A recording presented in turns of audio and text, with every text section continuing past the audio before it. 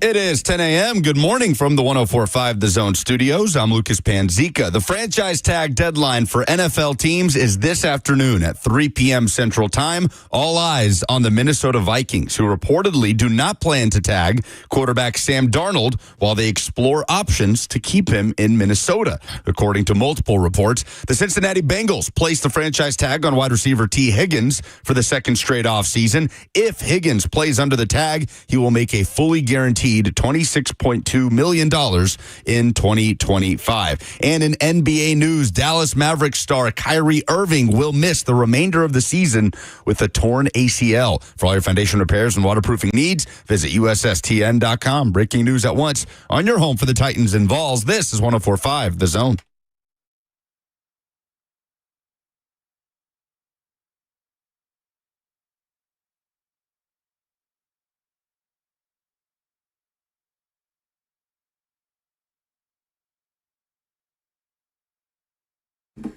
It is franchise tag deadline day, as you just heard Lucas say. We got a lot of transactions that have happened. We've got one transaction that's not expected to happen that obviously has an impact on the Titans, and we're going to work our way through all of that good stuff before 3 p.m. Central Time today. Bert, Lucas, and I with you until 1 o'clock. I'm still not used to saying that. I don't like that you're here. I just want you to know. I don't like that I'm here either. If you're going to be here, that's my biggest opposition to this. And I'm not going anywhere anytime soon. 615-737-1045 is the number. BBL has a whole new meaning.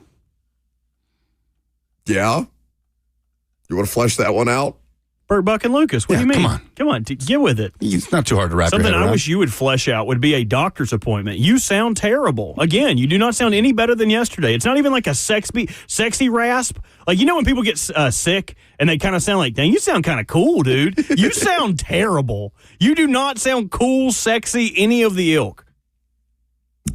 Too bad. 3 hours of radio coming your way, whether you want it or not. Like, I feel like I could play like a Barry Manilow instrumental underneath you and you would still sound awful. He tried to make up for it yesterday when we toured the Nissan Stadium site, Bert, by showing up wearing like ostrich boots. Those are ostriches. Extremely fancy and expensive boots. Make up for it? What do you mean make To up? On a construction site. Those are the only boots I have. They said wear boots. I don't have No, any they other said boots. wear closed-toed shoes, not the most expensive boots in your closet. They're not the most expensive boots, Michael. Oh, where's the daggone cash? Somebody had to explain. We did tour the new Nissan Stadium yesterday. We'll get to that a little later. Lucas and I both went. Lucas looked like an absolute dope in his construction stuff. I looked blue-collar. That's what I looked like. Like an everyman. I looked like the You look everyman like a child that who was belongs on a playing construction site. dress up. On a field Also, trip. Somebody had to... Who looked more out of place yesterday, me or you? Well, yeah, what the hell am I doing on a construction site? Are you kidding me? Somebody had to explain to me what OSHA was yesterday. I said, who's she? Shut up. No, you didn't. No, that's a terrible joke. Everyone collectively in your cars around Nashville should boo you. That's awful. She sounds like a wonderful woman. I genuinely had no idea what OSHA was. People kept saying OSHA approved. I assume that's construction safety protocol or something like that. Why do we care what this woman has to say? Like, shut up. Occupational Safety and Health Administration. All right, very good. So we did do the Nissan Stadium tour, but that's not the thing that we will. The new Nissan Stadium tour. By the way, Titans president and CEO Burke Nihill will join us in studio on Thursday, and we will talk about the stadium, the team, and a lot more. I think that also people pointing out Lucas being 5'7" wasn't on my bingo card. It's I'm unfortunate. 5'10". No. And 3/4. Nobody believes that. There's photographic evidence. I'm sorry. But that's not the most important thing today. The Vikings aren't expected to tag Sam Darnold. And obviously that has quarterback domino effect on everybody who's in this musical chairs quarterback game this offseason, including the local professional football team. Are we surprised that Sam Darnold is not getting tagged by the Minnesota Vikings with J.J. McCarthy coming off an injury? And as yet, an unproven commodity at the NFL level for a team that was competing for the top of the best division in football last year, fell short because Sam Darnold imploded in Week 18, and was one and done in the playoffs because Sam Darnold imploded in their two most important games of the year. I am not surprised whatsoever because I talked to a bunch of people last week in Indianapolis that said they would be shocked if Sam Darnold even got to $35 million a year. Well, regardless of what your waiter at St. Elmo's told you about his opinion on Sam Darnold, ESPN and multiple outlets are reporting that the Vikings are still interested in working to re-sign him. So what that looks like, you know what would have made that a lot easier, tagging him. That's what I'm saying. Like this feels like Darnold and Minnesota divorce is going to happen. If you're going to keep Sam Darnold, would the tag not have made the most sense? Give yourself just as much insurance as possible at the quarterback position? If, as my waiter at St. Elmo's told me, they don't expect him to get $35 million a year, and the tag would put him at $40. They don't expect him to get $35 million a year. I think those 2 games at the end of the season cost him a lot of money. Did your waiter, has he seen like 3 games of football in his life? Does he know how much the cap went up? Did you explain the cap to him? I did. Okay. Best I could. All right. I hope you tipped well. Always. I'm scared of people internet shaming me. I think it says more about the Vikings cap space situation. While they do have $62 million, it's just a fat cap charge to tag someone like that and could take them out of the running for other free agents. And if they were able to still work out a deal, you could have a more favorable cap space situation this year versus if you tagged him. So maybe it's a damned if you do, damned if you don't situation. The headline, though, is they don't want him at $40 million a year. That's the thing that jumps out to me.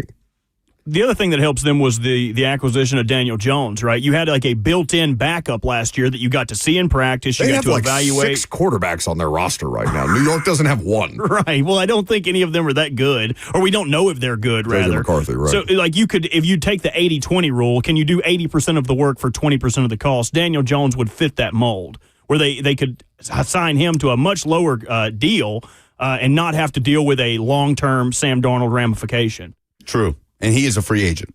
Duck Falling on YouTube says, don't worry about OSHA. Doge will be eliminating her. So apparently Elon is coming for OSHA next after USAID. And Doge, who is that person? That is a cryptocurrency. No. Wait, it also, ironically enough, is the Department of Government Efficiency. Hey, that's Kirby. Why is he here? Hey, Kirby. I thought I left him in Indianapolis. Cause havoc. Oh, no. Fear and agony. Who lets you in the building? Oh, my goodness. What are you doing here today? I can't hear the damn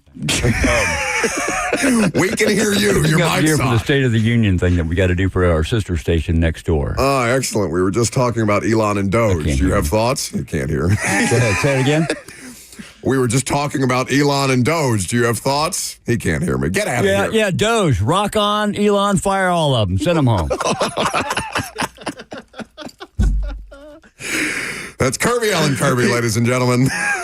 Kirby does manage to I can count on one hand the amount of times Kirby has walked into the control room during the 4 years that this show has been on the air. And at least 2 of them, somehow, we have been talking about either China or Elon when he walks in. It's timely. He's still telling John Cena to get off his knees while apologizing in Mandarin. It's like his ears were getting warm. Somebody said in the chat, Bert and Kirby equals Buck's worst nightmare. No, I'm a big fan of Kirby. The other one I could do without. We need a Department of Government Efficiency around here. 615-737-1045 is how you jump in if you would like to get involved throughout the course of the show. So, Sam Darnold expected to hit free agency because if the Vikings are willing to not tag him, the Vikings are, I think, that to me directly, Lucas, you tell me if I'm misreading the situation, but that to me means that they are very prepared for life without Sam Darnold. Oh, sure. Yeah. I mean, that's how I read that as well. A risky play, but they must really like J.J. McCarthy. Or not like Sam Darnold at that price point. I think Bert is correct about that money taking them out of. I mean, they have critical needs to address to ensure that they have, again, it's about building the best possible football team. Yeah. Do not get caught up. Because I saw, and you know, this is a former quarterback in Chase Daniel, who hosts the Scoop City podcast with Diana Rossini at The Athletic. He also does, I don't know the name of the show that he hosts for Fox Sports, but he's on there with a couple of different people. LaShawn McCoy, I think, is one of his co-hosts. Either way, Chase Daniel did a Twitter video yesterday saying the Vikings are going to let 35 touchdown passes and however many yards Darnold threw for walk out the door sight unseen. But again, it's about the money. And it's about building the best possible team in Minnesota because Minnesota has championship aspirations. And would we not say that Sam Darnold, while he had tremendous success for the first time in his career and was good, at times great in the regular season, to his credit, he hit a ceiling and he hit it hard. Yes, he did. In Week 18. And if the Vikings believe that that is the ceiling for Darnold is success in the regular season and then hitting a wall in the postseason, then I suppose it's a risk that makes sense if you really like J.J. McCarthy. It can't just be about, well, we don't want to pay this guy. Like, you have to have an answer. It's both. You have to believe that J.J. McCarthy can be the answer as a first-rounder who didn't play a snap last year because he was injured. So it can be both. Or more of the answer than Sam Darnold, and again, more cost-effective. Still, the Vikings had a regular season that a caliber of which they have not had since Randy Moss was a rookie for them. So I'm a little bit surprised, but we'll see where he ends up. Red flag to me, because now he's Sam Darnold available on the market. And if Kevin O'Connell, the coach of the year, is like, yeah, we're good. We're okay.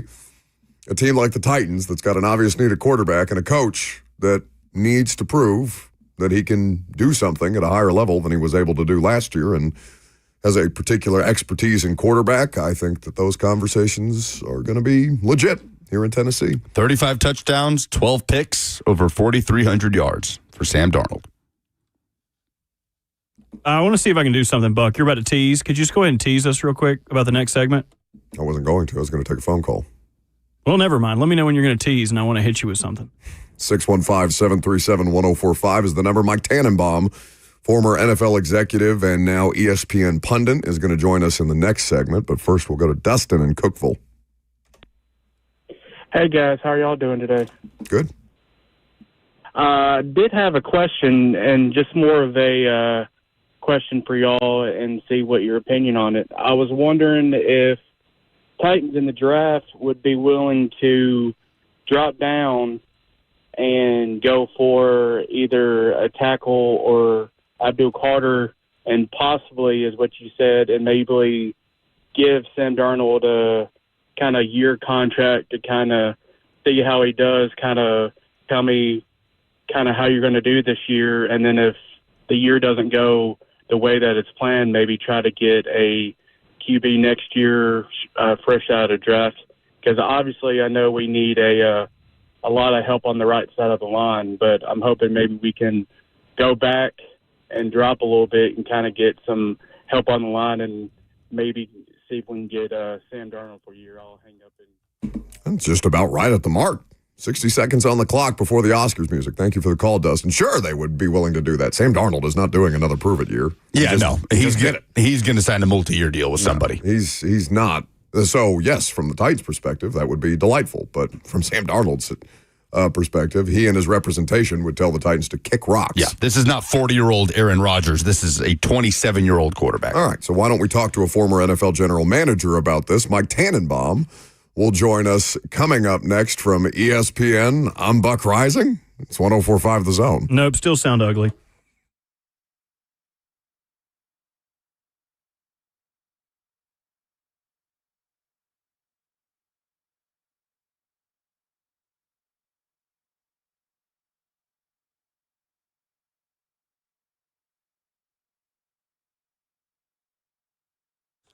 Oh, it's almost lunchtime, 10:14. It's right about that time where I start looking up at the clock, thinking about what I'm going to eat, if that's the same for you, and you're still mulling it over. Hattie B's is your answer. Visit any one of their 7 locations, whether it's the factory at Franklin, Lower Broadway, Melrose, Midtown, Nashville West, even the Nashville Airport. When you're flying in and out of town, a family-run restaurant that serves up your favorite Southern food and authentic Nashville hot chicken. You know it's the best in the world. They hand bread Their fried chicken cooked to order. Add your spice level. Go hot or not. Everything in between, whatever works for you. And if you're like me, the sides are a huge priority, and Hattie B's has the best around. The southern greens, the pimento mac and cheese, you simply cannot go wrong. If you want to skip the line, download the Hattie B's app. You get a free dessert just by doing so. Try out that peach cobbler. You can order for pickup through the app, skip the line, walk in, get your Hattie B's famous hot chicken, and head back to the office, or just order it for delivery. HattieB.com is the website. Download the app today and make your lunch Hattie B's.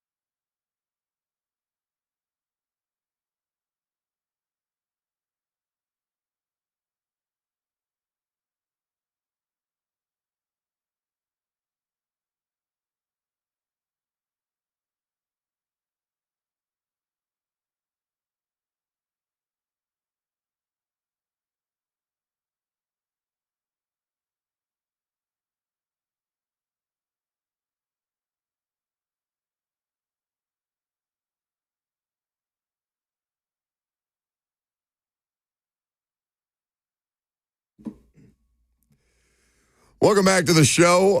Hopefully, Mike Tannenbaum of ESPN and the 33rd team did not have to listen to the emergency alert service that just decided it was going to play in the middle of the first hour. But he joins us now. Of course, you can check the work that his team is doing at the 33rdteam.com. You can see him on your televisions. You can hear him on ESPN radio as well. Mike, thank you so much for joining the show. We appreciate it. Nice to be with you guys. So, of all the different things, you've been doing the media thing for quite some time now, and I know that you can consult, obviously, and the 33rd team consults for NFL organizations, most recently the Jets.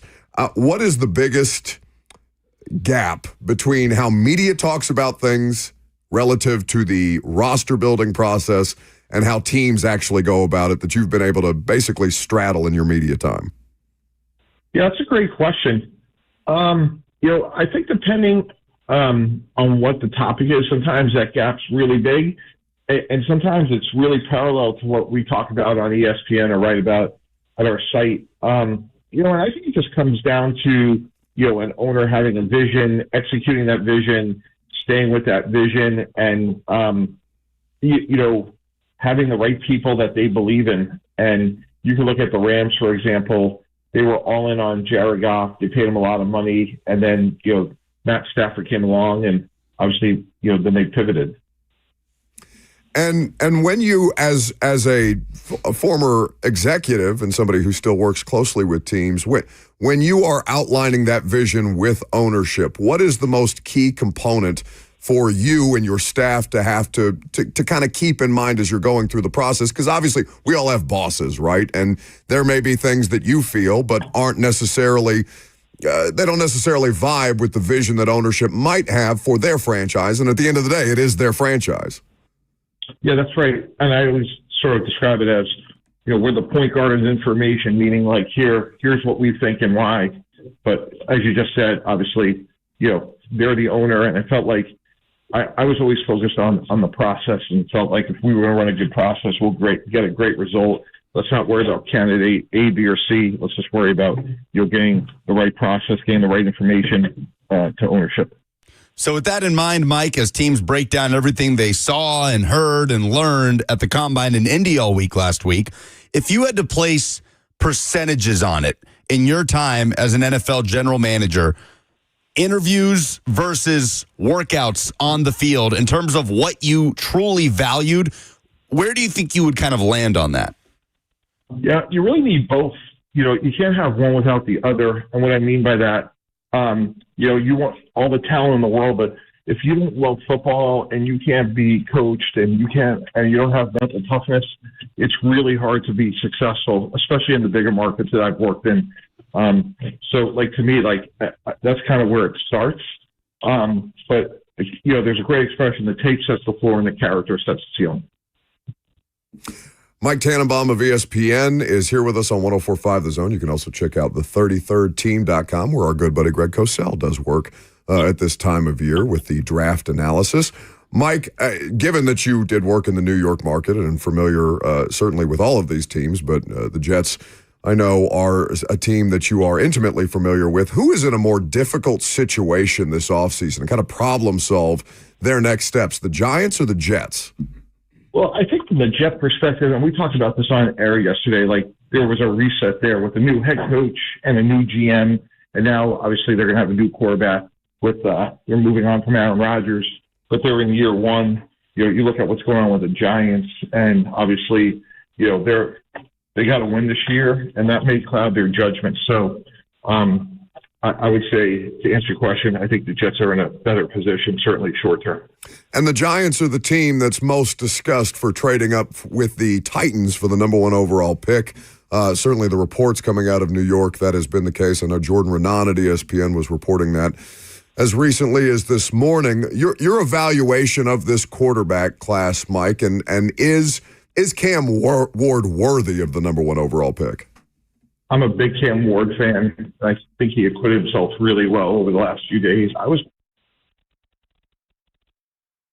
And the offensive lineman teammates said about him as anything else. And I think he's going to be a really good quarterback for a long time. So sticking to that point, Mike, when it comes to Shedeur Sanders and the way he's kind of drifted out of or deeper down the first round in a lot of mock drafts after the combine, could you see a scenario where Shedeur Sanders could not only fall a few spots from that top 3 range, but to where he could actually be QB3 in this draft when it's all said and done? Is that too extreme a position to take right now? Great question. I think it's too soon to tell. But I think Cam Ward is clearly the quarterback number one at quarterback. Mike Tannenbaum of ESPN here with us on 104.5 The Zone. And that's the conversation that so many of us had while we were in Indianapolis last week, Mike. And I talked to Cosell about it a great deal, and he kind of explained his logic that based on the tape that Cam Ward is worthy of the number 1 overall pick. But there's no question that there's not a consensus this year, and not even from the external side of things, the media side of things, but there seems to be no consensus as far as the teams go, and I think that's kind of evidenced, at least for us, by the fact that we don't know what on earth Tennessee is going to do at the top of the draft. Perhaps you have more insights, and I imagine you're having much higher level conversations than us vultures down here are on a regular basis. But how do you kind of view the situation that Tennessee is in, and Mike Borgonzi is a first-year general manager? I think Mike's going to do a really good job long-term, guys. We met with him in New York. Very, very impressive guy. Very thoughtful, very methodical.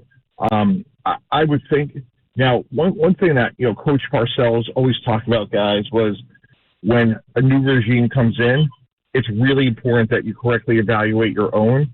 So I think before you do anything about Cam Ward this, Shedeur Sanders that, it's really about Will Levis and where do we honestly think we are in an honest and sober way. And I think the most underrated aspect of team building, guys, is your ability to evaluate your own. Because worst case scenario isn't missing on Cam Ward or Shedeur Sanders. Worst case scenario.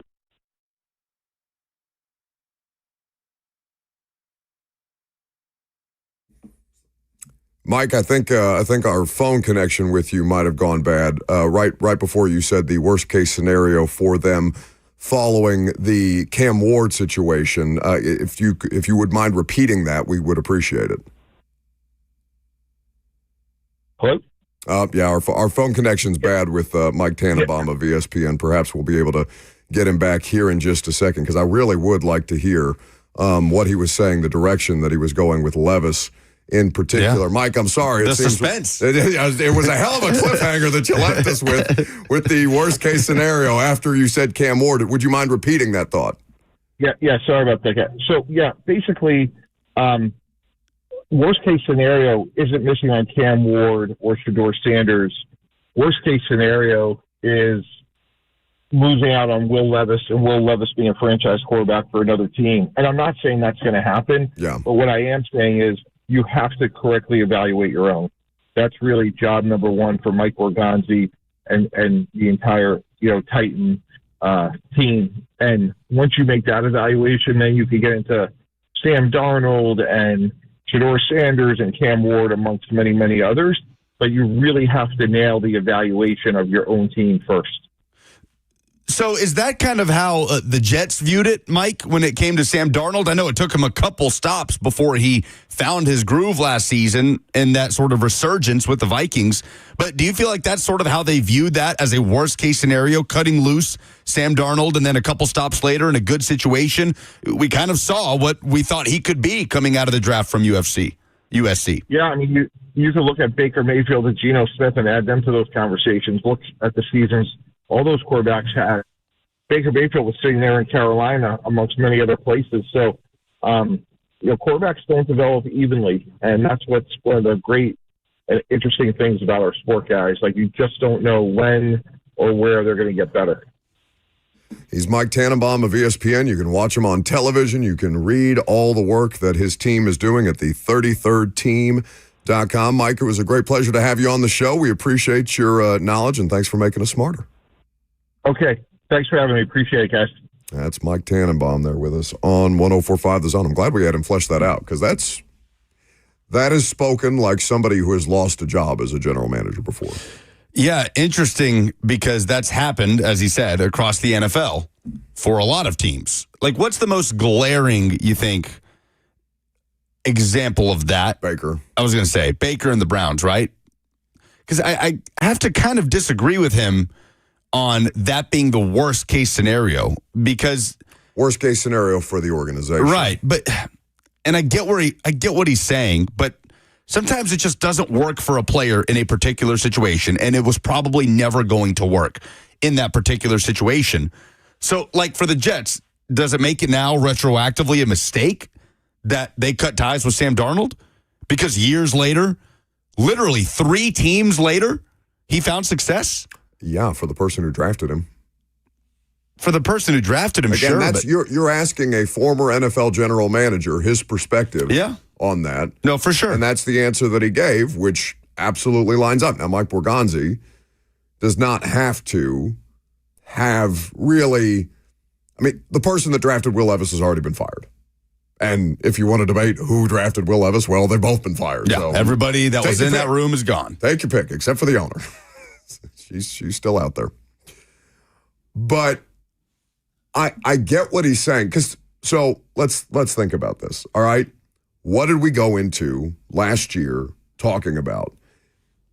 Among other things, if Will Levis hits, and even reasonably hits, it makes this such an easier lift because you have the answer. You would, in theory, one way or the other, have the answer to the most important position, and that can allow you the flexibility with the number 1 overall pick to not have to worry about taking the quarterback up top because then you can trade out and add more things around Will Levis. Or, it gives you just generally gives you a little more room to breathe. Now, obviously, Levis had one of the most catastrophic seasons I can remember a starting quarterback having, like where he was directly responsible for so many of the problems. Mm-hmm. And I don't think he's totally responsible. They are all responsible. They are all complicit in 3-14. But he had a really, really bad year. Is it just going to be the question that they have to mold? Because Mike Borgonzi's talked about this too.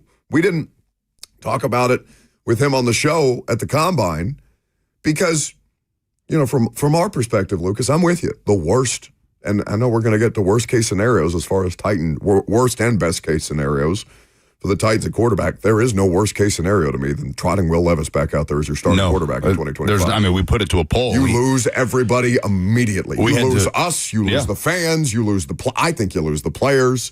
I mean, how many people will just elect to not go to games if that's the case? We put it to a poll and had to put it in parentheses. What is your worst case scenario other than Will Levis for the Titans at quarterback in 2025? But since we're talking about worst case scenarios, Tannenbaum says the worst would be cutting ties with Levis and he hits at his next stop. I think it would be even worse if you do not draft Cam Ward and you watch him have a Jaden Daniels-like rookie season. To me, that is the worst case scenario. Well, I mean, so when you were sitting right there. Yeah, that's fair. That's the biggest risk, in my opinion, that the Titans have at the quarterback position this year in terms of what they may or may not do. Is if they passing on Cam Ward and letting him go. No, we're good. Else. We want the picks, and then he does something similar to. I mean, we've basically never seen what Jaden Daniels did last year, but does something even remotely close to that in his rookie year. Anthony on YouTube says, but what happens if the Titans draft Cam Ward and he performs the same way that Levis does? I mean, I suppose there's a world where that exists. But, I mean, it's like, Lucas, I came in here after the Bears game. I went to Chicago. I saw the first half, and then I saw the second half, and I did the press conferences and all of it. And I came back in here on Monday morning, and I said, all right, that was really bad. That's as bad a mistake as one could possibly make. Mm-hmm. And I am confident that is that one play, the play that lost them the game in week 1, that is going to be the worst play of his NFL career. We said that has to be rock bottom. It has to be. Then he did it again the next week. And Brian Callahan, what the F are you doing? And, the Titans give the Jets their first win of the season. one of few wins that the Jets would be able to get under Aaron Rodgers. We saw multiple meltdowns at multiple different points last season. So just by percentage chance, and that's really all you can do is play the percentages on these things, I would be shocked both if Will Levis ever has that bad of a season again in his NFL career, because that was unthinkable what happened to him last year. Like, he can not be a great NFL quarterback. He can be relegated to a backup for the rest of his career. But like that kind of a season, that level of disaster, I don't know that ever happens again. And much less to do it with a different player who doesn't come in with any level of baggage associated with last year, somebody who was not a part of 3-14, and then to say, well, what happens if he does the same thing that Levis does? I would be shocked. But I get why Titans fans I get why they're kind of scared. It's an interesting conversation. What would be the worst scenario to see play out? Levis succeeding somewhere else or passing on Ward and watching him crush somewhere else in his rookie year? I don't know if you could put that to a poll. Yeah. I don't know if you can approach. That, means he's not going to put it to a poll. Not going to happen. No, it's your Twitter account. I don't know if you can approach. People are saying that I did the polls today because apparently they're so bad. Yeah, you did. I just don't understand this bit that you're doing. You're not good at coming up with a bit, so just stop trying. You can't go about. Yeah, because you're a real creative ace. You can't go about the quarterback position thinking of it that way, right? Like, oh, what would be worse for us? We have to do the thing that, would look better for us in the long run. Like, you just have to go with your gut and what you believe will be the best solution for you in 2025. And if that's not Cam Ward, it's not Cam Ward. But you have to be prepared for the fallout that would follow if Cam Ward were to succeed greatly elsewhere. As opposed to cutting ties with Will Levis, he could succeed somewhere and find a stable situation and even lead a team to the playoffs. And I don't think it would be an overwhelming, Titans made a huge mistake cutting loose Will Levis, right? I think we would still be able to go back and say, that's how I am with Sam Darnold and the Jets. I'm not saying, I'm not going to go back in time and say, well, clearly the Jets made a huge mistake letting go Sam Darnold. I think it matters where, in this hypothetical that you're playing out, I think it matters where he lands. Because if he went to Jacksonville, like if something, God forbid, happens with Trevor Lawrence, one way or the other, and Liam Cohen, who's the only person who's been able to turn Will Levis into I don't even want to say high-level starting quarterback, but like got the best out of Will Levis as a collegiate player and is a track record of success with quarterbacks. If Will Levis ended up in Jacksonville and beats the Titans or something like that, then that's the most visceral example of that. But on the whole, I would agree with you that passing on Cam Ward and seeing him, go and play at a high level elsewhere to your detriment while you figure it out with, I don't know, Jacoby Brissett and whatever. No, that feels like a much worse scenario. Yeah, I think that is going to be an interesting thing. So we can take your phone calls on this if you're so inclined. We also have things to give away, as a matter of fact. What do we have to give away, Bert, at your earliest convenience when you are finished answering the phone? He doesn't look like he's going to wrap that up anytime soon. Lucas, do you know what the prize is? No, they're chit-chatting back there. Okay, well, that's not helpful for me right now. I know that we have a $100 gift card to a Moment's Peace Salon and Day Spa. Yes. Which is always on offer. I forgot what the other prize is. All right, very good work by us. 615-737-1045 is the number. If you call in and give us the thing in sports that made you say, oh no, perhaps it's Mike Tannenbaum's opinion about Will Levis and the worst case scenario that could happen to the Titans. Bert, what is the other prize other than the $100 gift card? It is 2 tickets to see Matt Rife this Saturday at Bridgestone Arena. Matt Rife, the comedian at Bridgestone Arena, plus a $100 gift card to a Moment's Peace. You can win that coming up next. Did you know you're overpaying for your health and wellness products?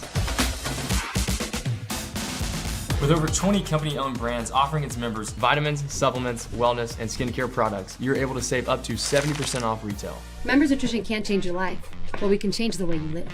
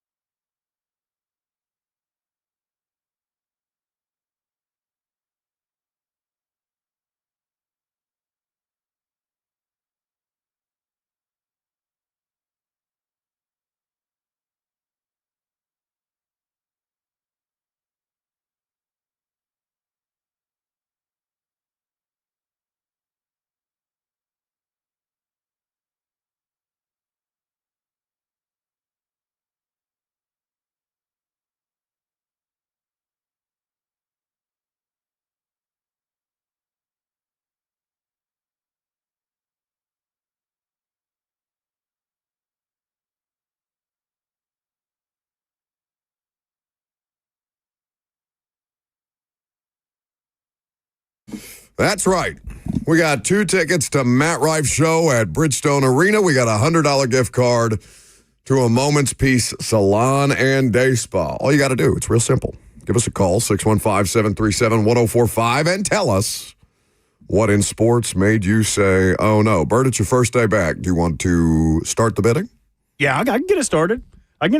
One team since last offseason has been made a mockery of through Hard Knocks, through free agents, through people passing on them, and that is the New York Giants. We learned yesterday that the New York Giants were in on Matthew Stafford, and not just in, they fit the trade qualifications. They were going to give the correct compensation to the Rams, what the Rams were looking for as far as picks. They were able to pay Stafford the money he was looking for. They fit all of the qualifications, and Matthew Stafford said, nah, I think I'm going to go back and take less money and play for the Rams. The New York Giants have put their foot in it in more way than one. Compound that with the Saquon Barkley factor, where he is an okay running back with the Giants, leaves, wins a Super Bowl with Philadelphia. There is a redemption tour the Giants have to be on, which I think helps itself with them trading up to the Titans' #1 overall pick. But the Giants get my oh no for fulfilling every qualification to land Matthew Stafford, and him still saying, hell no, I won't go. I'm staying here in L.A. for less money. Yeah, it's tough. I mean, the city of New York and its franchises, just in eternal hell. Do you guys still do this after you say yours? Well, we did, okay. But the person who previously occupied that role would forget often. Well, I mean, that's either way. So, I might forget when you do it. I'll do it for Lucas, though. Yeah, that sounds about right. Actually, I think Jackson would remember to do it for himself, but not us. See, I think that has more to do with you and less to do with Jackson. It does sound like a you thing. What's yours? The Dallas Mavericks. I don't know. I shouldn't laugh. Well, it really is sad, honestly. Right. I was about to say, I don't know what the Mavericks did to upset the football gods but no, I do know. I do know. Gods. Wait, how would they? How would they? You said the football gods. Oh, the football gods, the basketball gods. We're leaving our realm of knowledge to cast shame upon the Mavericks. This is what happens when we wade away from what we know. Kyrie Irving is out for the rest of the season with a torn ACL. Yeah, it's tough. So Nico Harrison's trade of Luka Doncic to L.A. may have upset the basketball gods so much that they just decided the Mavericks get nothing nice for the rest of the year and maybe eternity. Anthony Davis injured almost immediately upon arriving in Dallas, and now Kyrie Irving is out for the season. I do have to hat tip Kyrie because he got hurt getting fouled, tore his ACL, and was helped back to the free throw line, and he made both free throws before being helped off the court into the locker room to discover it was a torn ACL and he would be done for the year. So definitely a credit to him, but that is brutal. Nico Harrison, the most fired executive or head coach in American professional sports? Yes. Correct. Imagine going to the championship, losing, and then this is the year that follows for the Mavs fans. It's just awful. The stuff of nightmares for the fans. Speaking of nightmares, are you familiar with the story of Mary-Kate Cornett? I am familiar with the allegations. Oh, you mean the internet running with something that was unsubstantiated? Yes. So she is a sorority girl at Ole Miss. She got caught up in what they are calling a deliberate and coordinated cyber attack involving what they are saying is straight up false information about her personal life. Again, the rumor, and it is a vicious rumor that is making the rounds, and they are saying, again, unsubstantiated, is that she was dating another student at Ole Miss, and that somehow through the process, I'm not familiar with the entirety of the story, but the rumor was that she had had relations with the boyfriend's father, and then the boyfriend had still stayed with Mary-Kate Cornett. Now, obviously, this is a story that gained a great deal of traction on the internet. Antonio Brown is making jokes about it on Twitter. Pat McAfee is bringing it up. Barstool is bringing it up. And it's, it's definitely a salacious type of story. And turns out it's a frat prank. No, Not fantastic. Can't believe you would say something like that, dude. Well, yeah, that was pretty insensitive. We famously have talked about how bad my voice is, and I sound excited there. So that was clearly not me. Shame on you. But she is now suing. Her and her family are now suing Antonio Brown, Pat McAfee, Barstool, and people to be named later in this lawsuit once they determine who was behind this internet prank and utilizing artificial intelligence, apparently, to make it look more real than it was, yes. Oh, get after him then. It's really bad. So she's saying they put out fake or altered screenshots, AI-generated videos, and manipulated pictures that are spreading like wildfire online via irresponsible social media aggregators, and pointed the finger at ESPN, Antonio Brown, and Barstool. Apparently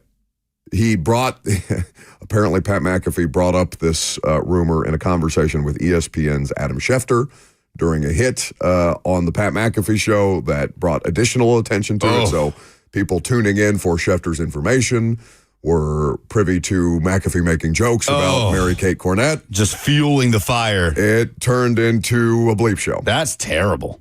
So I feel terrible for her. I feel terrible for her family. It is the thing in sports that made me say, oh no. Look at that. I should have forgot That's the first time in like 6 months. Dadgummit. Yep. I think that's a tough one to top. Now, Pat McAfee has avoided, getting too caught up in litigation before. Remember the Brett Favre thing, where Brett Favre was suing McAfee and Shannon Sharp for what they were saying about him from stealing money from poor people in the state of Mississippi to build a volleyball facility, which was true. 615-737-1045 is the number if you would like to get involved. Football Fred says ESPN regretting that McAfee deal. No, they're not. They're making money hand over fist on Pat McAfee. They go viral all the time because of Pat McAfee in ways that they would not if they did not have Pat McAfee. He is one of the best things to happen to ESPN since Stephen A. Smith. Yeah, this is a tough situation. Let's go to Jim up first. What made you say, oh no? Hey, thanks for taking my call. I guess I'll stay with the Dallas Mavericks or former Dallas Mavericks theme.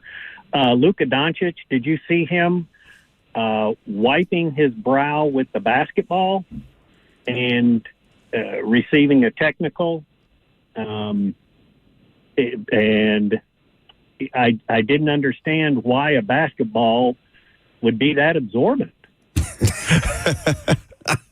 It was during a free throw, right, Jim? Yeah.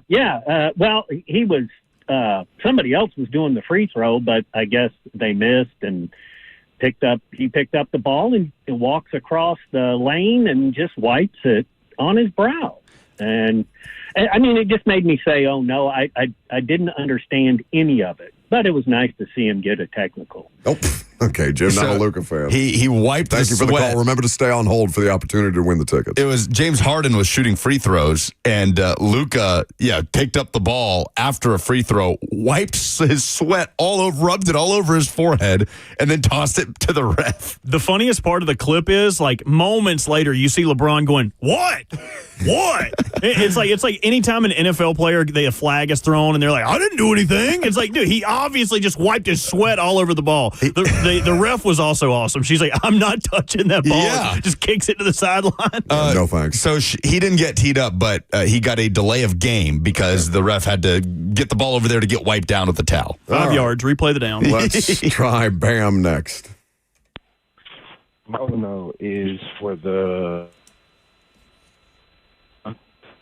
or not calling the timeout and costing Alabama the game. You Tennessee one. All right, Bam unfortunately has the same phone line as Mike Tannenbaum, so unfortunately Bam will not be able to win today, but thank you for the call. But it is a good submission. I didn't hear a word of what he just said. Nate Oates not calling a timeout and costing Bama the game. How the hell did you get that out of... because he said it. I mean, I heard him say it. Yeah, I heard the phone line was bad. That was the only thing that I heard. No, he's talking about Nate Oates, who did not call a timeout when Bama was struggling to inbound the ball with 3 seconds left. and ended up in a 5-second violation. That was insane. I couldn't believe he didn't call the timeout, and he admitted to it. He went up to the podium after the game and said, "This one's on me." He took the entirety of the blame for the loss, so I'll credit him for that. But yeah, that was a shocking move, and it was right there. It's not like he was on the other side of the court. He was 10 feet away from the play. Watch, Bam's going to have the best submission, and he couldn't get the phone line through. Timothy is next. Hey, how are you guys doing? Good. My oh no, I'm sure you guys may have heard of this, is the Jabbar Muhammad situation at the Combine. Nope. With his vertical jump. So he was recorded as 29.5-inch vertical, which is the lowest of all DBs, the DB from Oregon. All of his other stats were great at the Combine. Come to find out, they mistook his vertical at the Combine by 6 inches. So now every company, all these Sports Illustrated is having to do damage control 6 inches, which went from the worst of all DBs up to middle of the pack. So it's killing him. There's Sports Illustrated articles saying that this will drop his draft stock and all this stuff, and now they've took back their article and everything changed. I don't know how you get it wrong by 6 inches, but it was killing him. But that's honestly, crazy. Happens to the best of us. This may turn into the Kool-Aid man for him. And because I'd sue the NFL or whoever this is for defamation. Give me that bag. But who knows? That's tough. That's a good submission. So I'm looking at it now. Video of Oregon defensive back Jabbar Muhammad's 35.5-inch vert that was initially listed at 29.5 by the NFL. Somebody got fired over that. There were some other errors with hand size. I saw Jalen Milroe's hands grew from the senior or an inch, from the East-West Shrine Bowl. Who's that on? Is that on the Senior Bowl or the Shrine Bowl, or is that on the NFL? I would say it'd be on the Shrine Bowl, but who knows? I ain't seen his hands. All right. The Senior Bowl. Adam is the last submission. What do you got, Adam? Guys, my oh no is, I don't know if you saw it, but yesterday not one Democrat voted to protect women's sports and women's spaces and women's athletes. I don't know how you can top that, even though Kyrie Irving's ACL is pretty tough. Okay, that's Adams. Least surprising that people vote party lines on things like that. It's unfortunate that I think Bam might have had the best submission. Bam definitely had the best submission.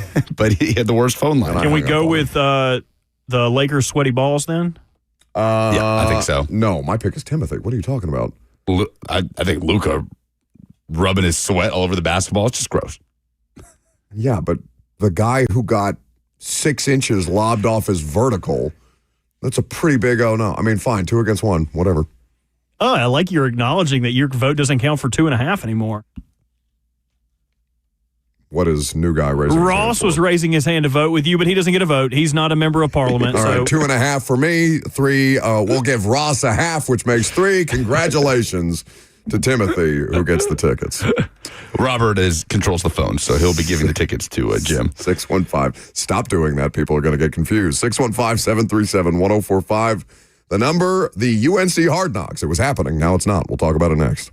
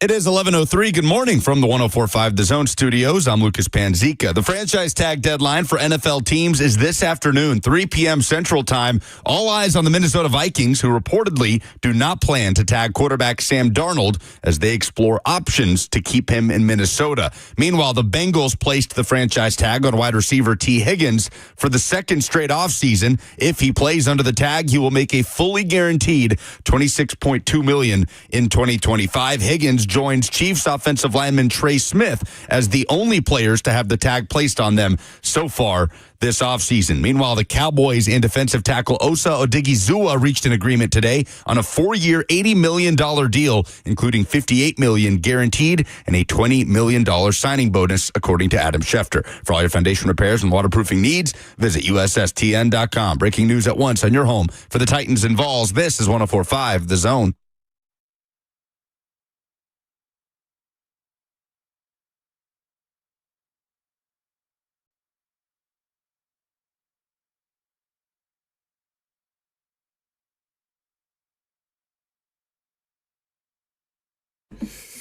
All right, so Lucas told you that Osa Odigizua is going to be back in Dallas on a 4-year deal, which means that's yet another player that will not receive the franchise tag. The reports on that were that they were expected to tag him, but apparently they got a deal done prior to the actual tag being placed. So now we sit here with only 2 players operating under the franchise tag. Bert, you told Lucas during the commercial break the fewest is how many?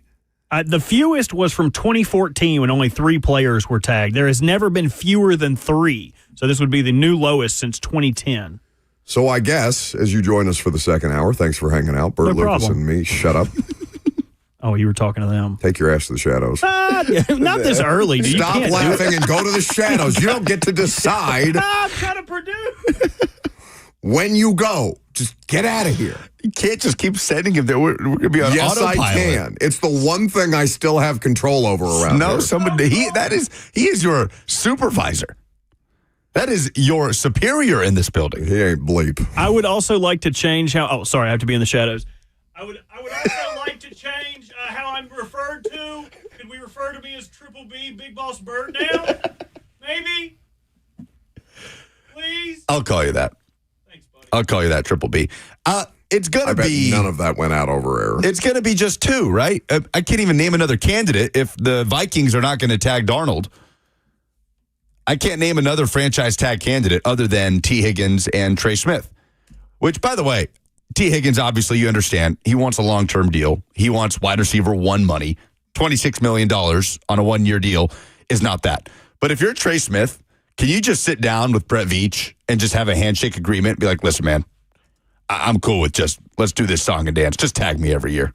Just tag me every year. I'll make that $23 million. It'll go up a little bit every year. I will gladly take that fully guaranteed cash year in and year out as long as you'll give it to me. Well, yeah, as a guard. That's not what an NFL team is going to want to do. No, I understand, but the only other candidate that has already not gotten the tag is Javon Holland, the Dolphin safety.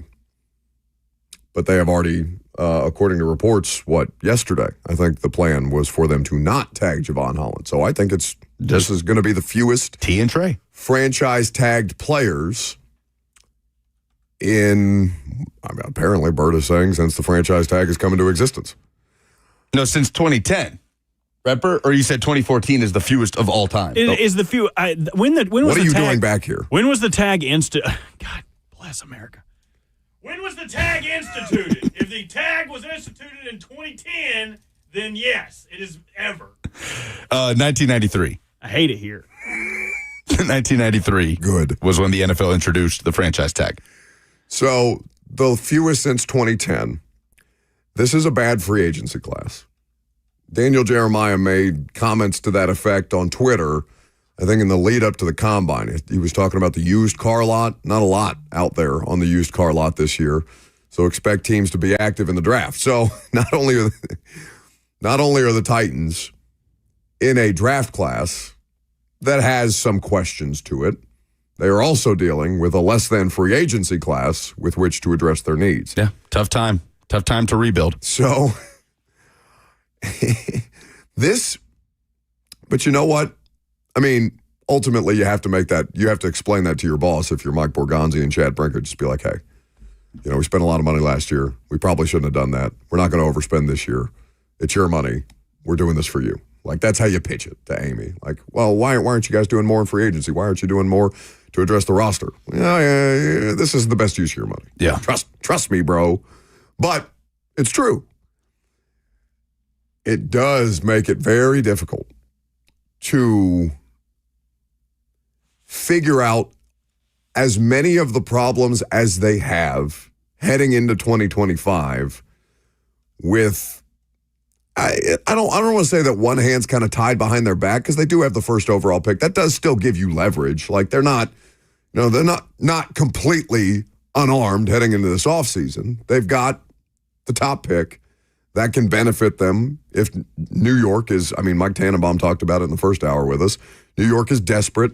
They're expected to win. Their owner is lacking patience. I wouldn't call him impatient. If he was impatient, they'd already be gone. But the patience is waning. So it's probably going to be New York, the Giants, as the most viable partner for a trade up to number 1, given that they're at number 3. But they're not. It's just, rarely do you get the ideal offseason, or rarely do things go exactly to plan. But it's not going to be an easy solution. Like, we're going to find out how good Mike Borgonzi and Chad Brinker and Reggie McKenzie and Dave Ziegler and, as by extension, Brian Callahan are together, because this is not an easy problem that they have in front of them to solve. Yeah, a lot to mull over. A lot of options in front of them. HBO is running out of options because Bill Belichick in North Carolina will not be on Hard Knocks, as was previously reported. They, according to CBS, couldn't reach an agreement. That is what the spokesperson for NFL Media said. Being reported, but it was Bill Belichick in North Carolina were going to be on Hard Knocks. NFL Media, with an official statement to CBS, NFL Films had discussions with Coach Belichick and UNC about appearing on Hard Knocks this offseason, but could not reach an agreement. And this was after NFL teams reportedly had little to no interest. So CBS continues saying, considering where we are in the NFL calendar, as well as the fact that NFL Films had turned to a college program for the first time ever, it is unlikely that any NFL team will participate in the off-season edition of the series. So how does this work? Is there a team in college that you guys think would jump at the opportunity to do this? I don't know if this Danny White, the team that how would you feel about that as of all? That man has not missed an opportunity to fundraise, and this is a great opportunity. It would expose some things, and Heupel's Heupel's a close to the vest person. Yeah, it is interesting, convincing, because it does play very much into Danny White and his personality. It does not into Josh Heupel at all. But at some point, you do have to weigh the risk reward, right? Teams aren't having spring games right now. Wait, somebody points out, isn't there an SEC Netflix show that Tennessee's part of? That's true. The SEC has partnered with Netflix, and Tyler on YouTube made that. No, for sure. We've talked about that. Tennessee will be one of the teams featured on that. Okay. I think next year, next summer, or maybe this summer. I can't remember exactly when it comes out. But there is going to be something like that, Drive to Survive style, right? Covering multiple SEC programs. But, teams got to be wary about this stuff. Teams are not having spring games. Alabama is not televising its spring game. It's going to have one. Fans can go, but it will not be on TV because there is no reason to display your talent for other programs to try and come and pick your roster apart. Why does he say that word that way? Say it again. Display. No, he said display. Display. I don't hate that. Either way, I'm thinking of another SEC school, one that opted out of the opportunity to be in the Netflix special. Ole Miss with Lane Kiffin on Hard Knocks would be must-watch TV for me. Surprising they opted out of that Netflix special. But the difference to me between this and the spring game is the spring game's live, and then when the kid goes back to the locker room and picks up his phone, you could have a DM from Team X who saw them play live, and at least HBO, you have to wait. Like they're on a little bit of a delay, like each week's episode. I know they were pretty good about it with the in-season Hard Knocks, weren't they? Like they turned that stuff around pretty quick. Oh yeah. Oh yeah. And the training camp one gets turned around pretty quick. So, maybe not as big a buffer as I imagined, but like at least there's some degree of delay. Like it's not a live broadcast program. So is the offseason Hard Knocks going to be one and done because Joe Shane looks like a dummy? It might be, man. Someone will take the money. Some college program will take the money. Like this should have probably been a poll today if we would have known this conversation was going to show up. But which college team would you like to be shown in the offseason version of Hard Knocks? Yeah, I mean, now there's precedent set that they will reach out to college programs. Obviously, Bill and UNC, it's a very unique situation that ties to the NFL. And college programs are going to reach out to them, right? Because this still does present an opportunity to market and gain traction and for you to be, the team that people want to transfer to because you look so good on Hard Knocks. Now it could also blow up in their face. We'll see, man. I think a lot of coaches would see this as the risk is greater than the reward on just putting my players out there in the middle of a system where they can at multiple points in the offseason hear from other coaches, leave whenever they want, demand more money whenever they want. I don't know. It's a risky play with how close to the vest these coaches especially keep things to their program. 615-737-1045. You want to answer that question. Who is the college program that you would most like to see on Hard Knocks if Bill Belichick in North Carolina are not going to participate? We'll get into that. We'll take your phone calls. We also have Jim Wyatt's latest mock draft roundup coming out of the Combine, and Shedeur Sanders taking a dip in a lot of these mock drafts. Does it mean anything? Find out next.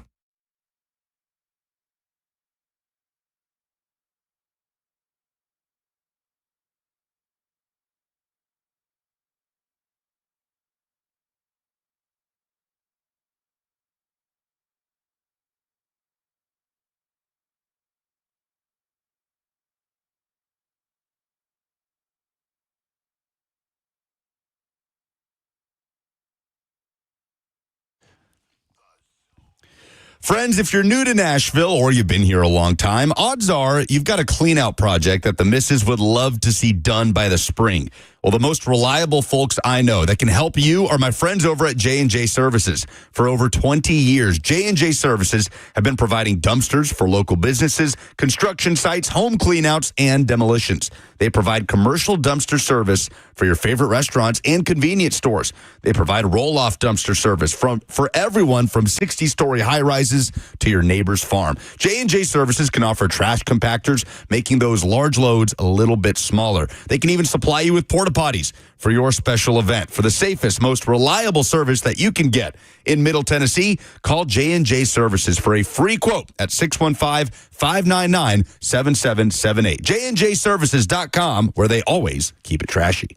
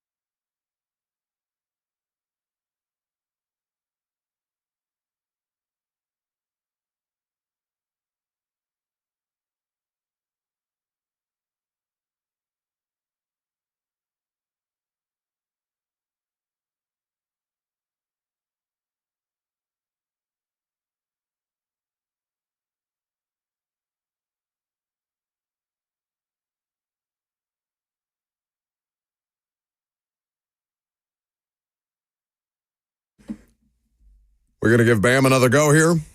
You think he's improved his phone line? Take two. I trust him. All right. It's very rare that we give people a second chance. We'll see if he's got it right. Welcome back to the show. Fueled by Hattie B's Hot Chicken. We can take your phone calls before we get into the latest mock draft roundup, easy for me to say, and talk a little bit about Shedeur Sanders' draft stock taking a hit coming out of Indy last week. Let's start with Bam. Thank you for the second chance, Buck. I know you don't give them much. I feel honored and privileged. Thank you so much, and happy belated 4th year anniversary to the show. The show that loves and hates everybody. We appreciate it. Thank you. I think that's just specific to me, the hatred. I think Lucas and Bert are largely loving human beings, but I appreciate that. Thank you. It depends on what day of the week it is for all three of y'all, but Lucas is pretty consistent. I will say that. Lucas is pretty consistent. Right, he just hates me. That's right. That works too.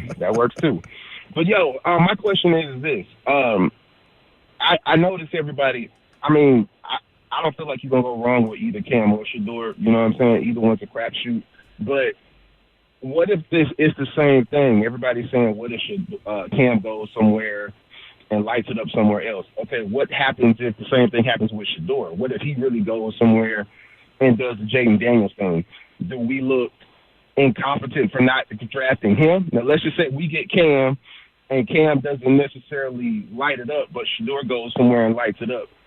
Does that still make us look incompetent as a franchise, or what's your point on that? I'm not messed up with drafting either one of them. I feel like we need one of them, but it's kind of that thing where it's like everybody's on the Cam train so hard to where they just actually forget about the kid. But you was getting ready to say something else about his stock going down, so I guess that's kind of just where we got to see where everything is. I just wanted your opinion on that. You even gave him a minute and a half. You must really like Bam. Thanks for the call. He's a good guy. Gets me free tickets to gigs. Both of you, grifters. I don't know. I think it's less visceral with Shedeur because, it's apparent to everyone. What we do have consensus on is that it's Cam Ward at the top of the quarterback class. And then, depending on who you talk to, it's Shedeur Sanders. But it's a significant gulf, and then it's everybody else. The Will Howards, the Jackson Darts. Tyler Shuck gets brought up. I think it's getting more and more traction. I think he's more of a curiosity for teams. He's going to be, 26? Yeah. Milrose's sheer athleticism is going to attract him to some teams. It'll be a different conversation if Shedeur hits somewhere because he's not the consensus number one quarterback in this draft, right? Cam Ward is the consensus number one quarterback in this draft. That's the only consensus that I think you could say about the first round right now. Like Brock Purdy, by far the most successful, really the only successful quarterback from that 2022 class. Are we calling every NFL team idiots? Including the Niners who let him go to Mr. Irrelevant? Right. No.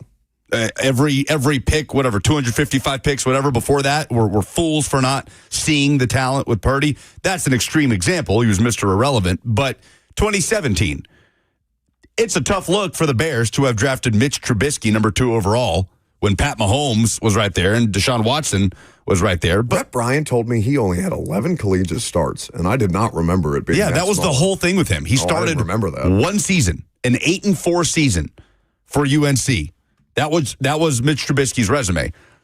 But we weren't talking about Mahomes and Watson as the best quarterback prospects in that draft. So it's easy to go back and do that in hindsight and say, well, you're all idiots for not drafting Pat Mahomes. But with Cam Ward, he is the consensus number one QB. So it looks a lot worse if you pass on him and he hits somewhere. Because then you can easily look back and say, well, duh. I don't think there's anything duh about Shedeur Sanders, right? There's no slam dunk that Shedeur Sanders. Again, we're talking about the number one pick here.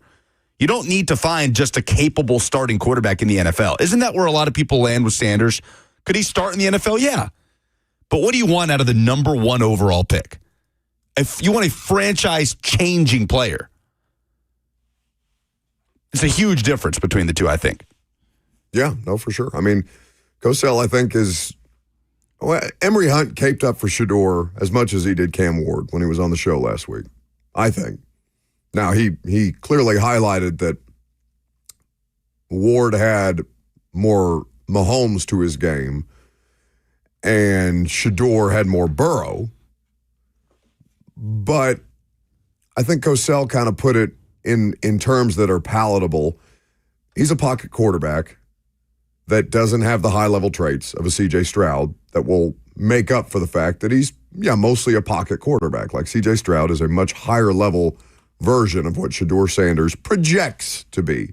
We don't know what he will accomplish, and maybe his win-loss record is better than Cam Ward's in year one. That doesn't necessarily define either of them, by the way, because that's about the team as much as it is about the player. But I don't know, when you talk to teams about this, it seems that Shedeur is more likely to be a passenger on a good team and can put a good team in position to succeed. How they project, we have no idea what they actually will be as professional athletes. So, to the point of Shedeur kind of falling in mock drafts, a couple draft analysts have left him out entirely of their post-combine mock draft. Jim Wyatt does these mock draft roundups. So I guess this is mock draft Tuesday. And he has 25 picks from 25 different draft analysts on what they think the Titans are going to do with the number one pick. Out of 25, how many do you think say quarterback? Out of 25, how many have the Titans taking a quarterback? 18. 11. Okay. Whoa. 11. That's way lower. 8, Cam Ward. 3, Shedeur Sanders. 9 have the Titans taking Abdul Carter. Only 4 have the Titans taking Travis Hunter with the number one pick. And there is only one trade in here. It is Pro Football Sports Network. The place that just fired that Jets guy. Did you see that? No. The guy that reported the Titans. No way. That the Jets offered, like, what was it, 17 first-round picks or something for the number one pick. And by the way, he was doing a victory lap on Twitter afterwards, being like, some people can't give up their sources, when it was like Jets. It was just a random tweet about Jets have interest in moving up to number one. He quote tweeted it, and it was like, some people were ahead of this, but it's hard to admit that when you're wrong. And it's like, no, dude, you came out. You didn't say there was interest. You gave specifics of picks that were involved. Like, that's where you stepped in it, you goober. Like 5 top 60 picks to move up to number one. Who says no to this? No one. Everyone would be ecstatic over here. This idiot posted his email from Pro Football. It's called Pro Football Sports Network. Yeah. Pro Football Sports Network relieving him of duties and basically said, yeah, we can't have our company associated in these unverified rumors. Wow. Yeah. How often do you see that? How about that? Good job by Pro Football Sports Network, who mocked the Titans trading back. People aren't going to be agreeing with me after I say this. The Titans trading back to 6, which is where that's the Jets, right? No, it's the Raiders. Oh, the Raiders. That's right.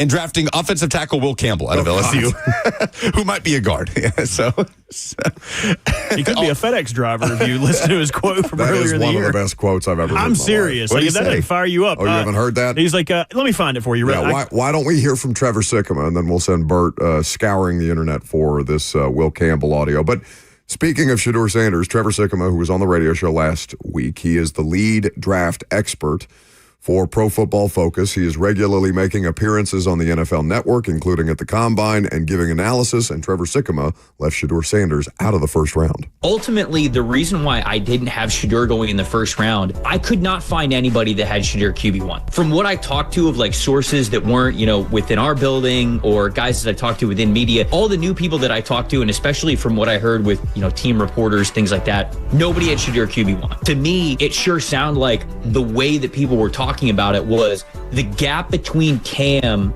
and Shedeur was bigger than the gap between Shedeur and whoever was next. Whether it was Will Howard or Jalen Milroe or Jackson Dart, I think Shedeur is a lot closer to those next guys that we talk about as potential QB3 than the player who's going number one. So you have a little bit of rumors here with Adam Schefter last week says the thing that he is the most confident about in this draft was that he believes the Browns are going to draft a quarterback at number 2 overall. Right. I don't think they're just going to take any quarterback. I think that if Cam Ward is there, they'll take Cam. I don't think it's consensus that the NFL views this guy as a first-round pick, let alone a top 10 pick.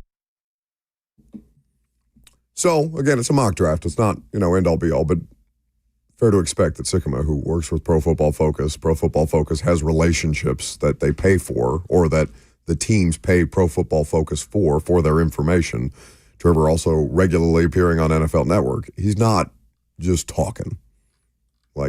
And that echoes basically, I mean, even in down years like 2022, Lucas, I remember going to the combine and people still having a conversation about Malik Willis, maybe first round. And he ended up being the third quarterback picked in the third round, or not the third quarterback in the third round, but he was the third quarterback picked, and he was the second quarterback picked in the third round because it went Pickett first, then Ritter in the third, then Malik. So, even then, in a down year, there was guys about, maybe this guy could jump over the other one, and understanding that was a pretty down bad class, save Purdy. This year, it's Cam. It really is just Cam Ward. Yeah, it seems that way. Dane Brugler's post-combine mock draft has Shedeur going at 21 to the Steelers. He says Sanders is going to be a wild card in this draft. He could go in the top 6 or fall out of the first round entirely.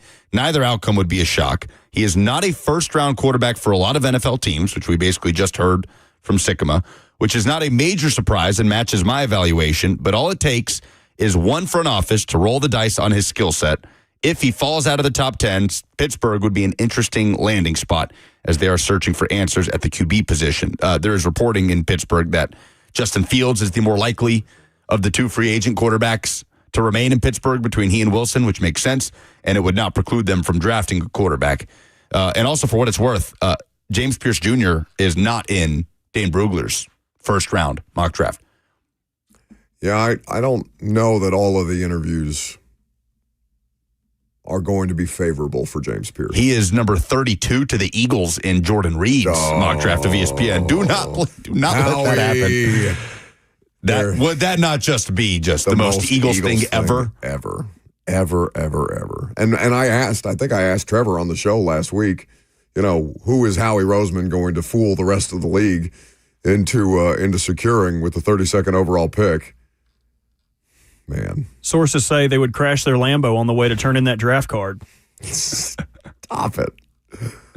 Let me hear from Todd McShay about Shedeur Sanders and the interview process. The two people that I spoke to were in meetings and had these individual meetings that I just laid out to you, what they are, who's in there, and why they're important. Teams in the top 10 drafting that need a quarterback. The two people that I spoke to in these positions left the meeting feeling like Shedeur Sanders was not overly concerned with what they thought of him. They had the 15-minute meeting with him, and when they were done, they both said in different ways, different words, that they did not feel like Shedeur Sanders cared all that much about what that organization thought of him. Fascinating, right?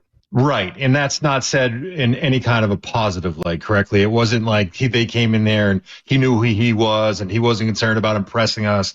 It's more of a negative tone the way you're saying that, right? You're saying it in a way that he did not come in ready to impress, ready to show us what kind of a young man he is, what kind of a leader he can be. All right, so let's go through this in the right order. A couple of the quotes that I put in there. One said that it wasn't a professional approach.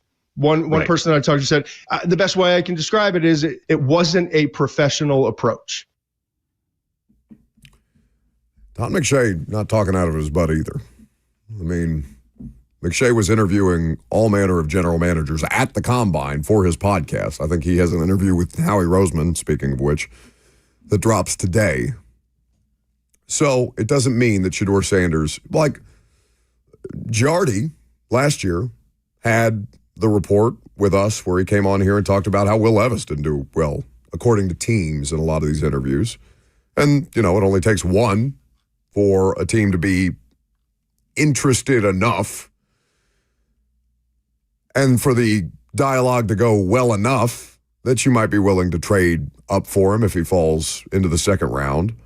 Now, I think the Levis draft is obviously different because there were, 4 quarterbacks. It was Young, Stroud, Richardson, then Levis.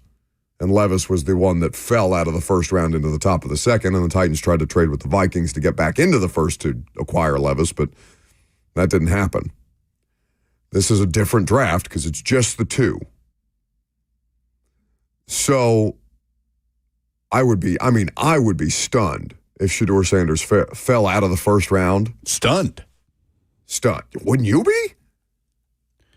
If he falls out of the first round, that would be shocking. It feels like if he gets past 6, then there could be a free fall. Sure, but and it would be surprising. Fall, it would be surprising. To me, a free fall is 15. It would be surprising for there not to be a safety net. I don't know who's net. picking 15. I just said a number. Yeah, but in that range, it'd be surprising for there not to be a safety net there of like the Steelers at 21 overall. Say, oh, he's here. Let's go. Let's draft a quarterback. Or even the Cowboys right outside of the top 10.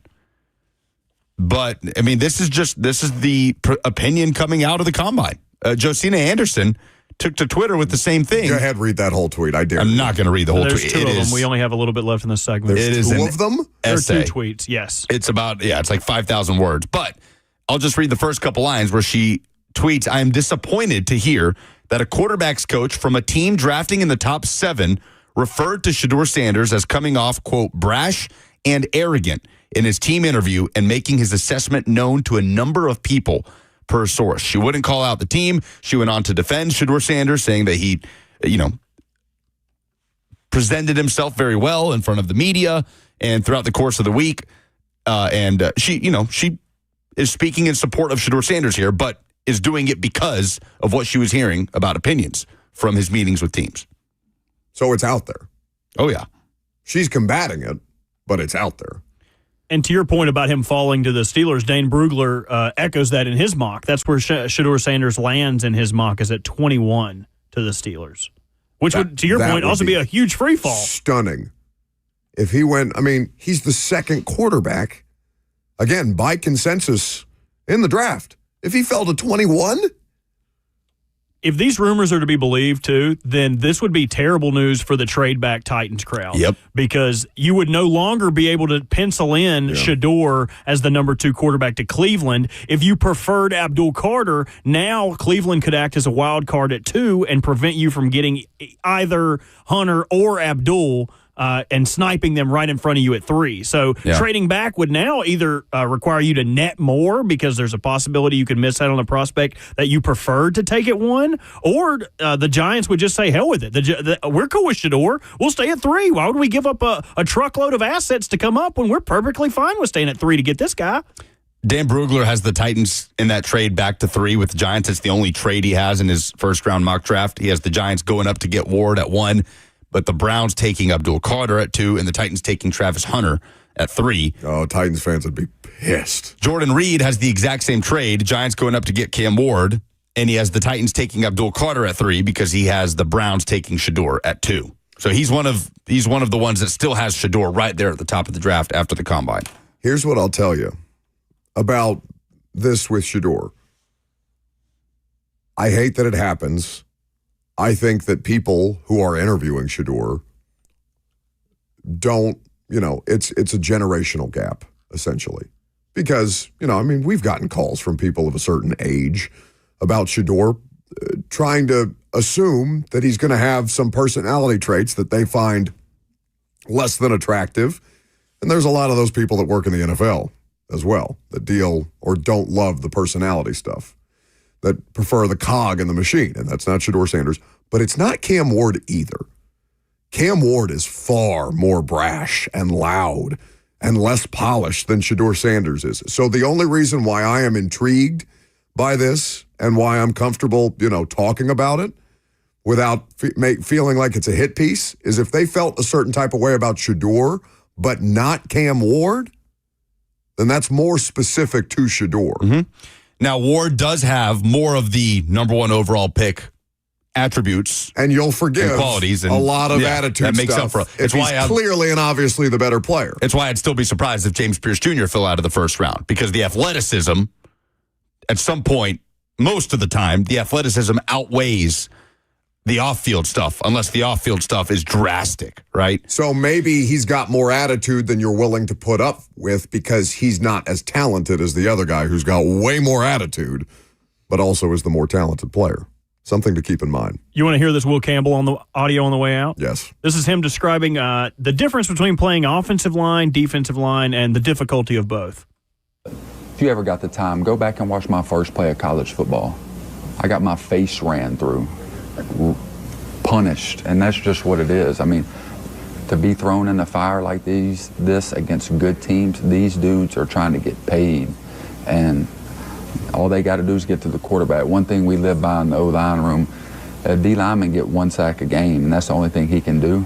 12 games, he'll be a top 5 pick. You give up 1 sack a game for 12 games, you're going to work at Amazon. Nothing. Go to break. We've got the trucks, all the trims, all the towing, all the bells and whistles, and all at Truck Month Savings. Two Rivers Ford is Ford Truck Central.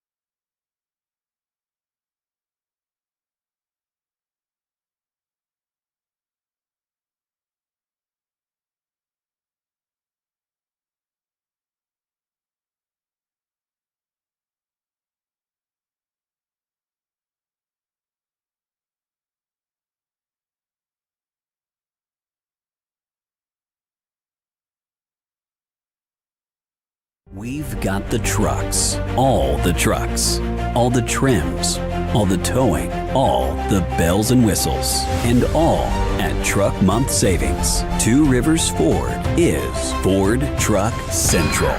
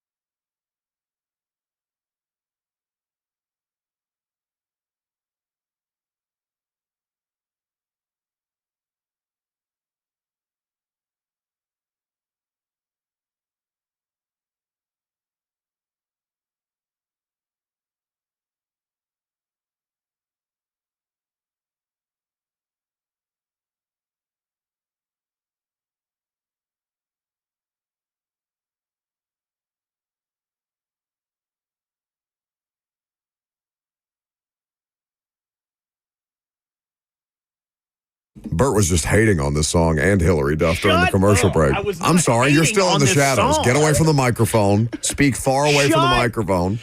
If you're going to do this, do it from the shadows because I have not allowed you to return from there. Up. I do not hate this song. This is a banger. I played it. I picked it. Speaking from the shadows over Hillary Duff.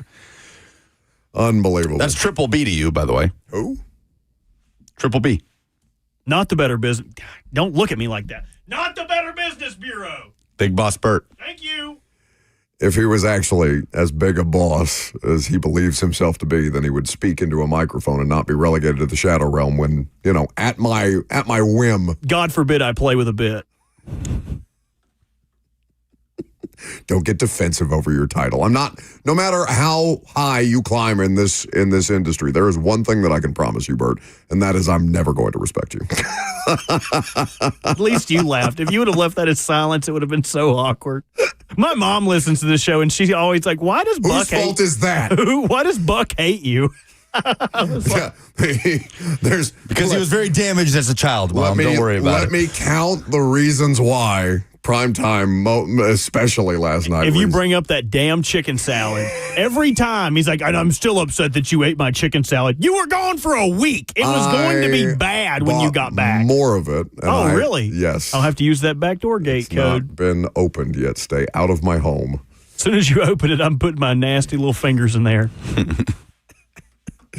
Anyway, Nissan Stadium, the new Nissan Stadium. It's been under construction for a year. As of this week, Burke Nihill, Titans team president, is going to join us in studio on Thursday. We're going to talk about the stadium and the team as well, given that he has been, he's been empowered to speak on behalf of Amy Adams-Strunk, who doesn't speak anymore. Was not at the introductory press conference for Mike Borgonzi. I don't know when the next time, maybe at a game. We'll see Amy. I guess that doesn't really matter. Maybe if they draft a quarterback with the number 1 overall pick. At the ensuing presser. It's possible. She's not typically around for the draft press conferences, if I'm not mistaken. She was for Jeff. Jeff was different. It was different. But drafting a potential franchise quarterback at number 1, also different. Yes. But anyway, so Burke Nihill will be here on Thursday, and we'll talk about that and many other things. But the stadium, we got invited to go check out the 1-year progress of the new Nissan Stadium. And really, in reality, the 8-month progress of the new Nissan Stadium because they 1 year from the groundbreaking. 1 year from Rand Carthon. That photo the op. ceremonious groundbreaking. That photo op's going to be awkward in a couple of years when it's Rand Carthon, and if Brian Callahan doesn't make it, you can have a coach and a general manager. That anyway, we don't have to dwell on that. Although, did you see as we were leaving the construction trailer that we entered the construction zone through that Rand Carthon's picture was on a monitor in there? It was like YouTube. For some reason. YouTube was playing, and that was like the next video got up. Stuck on a Rand Carthon video. Yeah, it was probably just the Titans channel. Just awkward. Anyway. So with the new Nissan Stadium, I've never been on a construction site. Period. Oh yeah, we can Obviously. assume. Yeah, it was funny last night on primetime. Like Buck was you two idiots know anything about construction sites. Stop it! Last night we were just because you sound like you should be working at a construction site does not mean that you get to grift. I think I fit right in. I wasn't really familiar with all of this stuff. I'm like, what, manual labor? Yeah. Yes, obviously we're aware. You mean you can't just pay other people to do these things too? I guess they do. That's what they're doing. You think Burke Nihill's got a hammer in his hand? Like, we need more steel beams over here. Yeah, like, did your dad ever kick your door down in the morning for you to go mow the lawn or something? Right? My dad mowed yards for a living. He woke up at 5:30 every morning. Get your lazy ass out of bed. Yeah. I was frequently pulled out of bed by my toes. Yeah, me too, to mow the lawn. By my toes. Buck's door was getting kicked down. Get your butt up and go pay that man to mow the lawn. Yeah. All right, I'll just pull out my cash roll. I'll rip off a couple of $20 chores as he's flipping. He was a regular Tom Sawyer, just tricking the neighborhood kids into paying painting his fence. Except for he wasn't tricking them; he was paying them. Why would I do it if I can pay somebody else to do it? As a lifelong, I make money to pay people to do things I don't want to do. That's my entire life. As relatable as ever. That's fine. No, I fit right in. Why would I want to be relatable? I was getting confused for the workers there. People were walking up to me and handing me metal beams and stuff, and so I just went to work. He looked like a kid that had dressed up as Bob the Builder to go tour Dad's. You were so happy in those photos. Him bouncing around in the chair with I wasn't so happy in those. Anybody next to Buck in a picture looks disproportionately happy. It's true. That's fair. Also disproportionately small. I had no idea you were 5'6". It's really, I'm sorry. Oh, now we're just going further and further down. I'm sorry. I mean, you were shrinking, clearly. But the new Nissan Stadium was cool. The demolition thing is as Lucas is wont to do. Lucas had more questions about the demolition than he did about the construction because it was funny. Burke Nihill invoked the Atlanta Falcons stadium demolition where they had a camera on it, right? They're going to the Georgia Dome. Implode the Georgia Dome, easy for me to say, and a bus drives in front of the camera as they hit the detonator, and so you see the bus go by and you miss the detonation. See, I have a plan we can pitch to Burke when he comes in. You're not getting any more dirt. He tried to eat the dirt last night on primetime. He opened jar it up. Exploded. For some reason, there was air in it, and it popped on him. Now, listen. When it comes to asking Burke for things, I think that I'm in a position to do that. We are on a first name, Burke.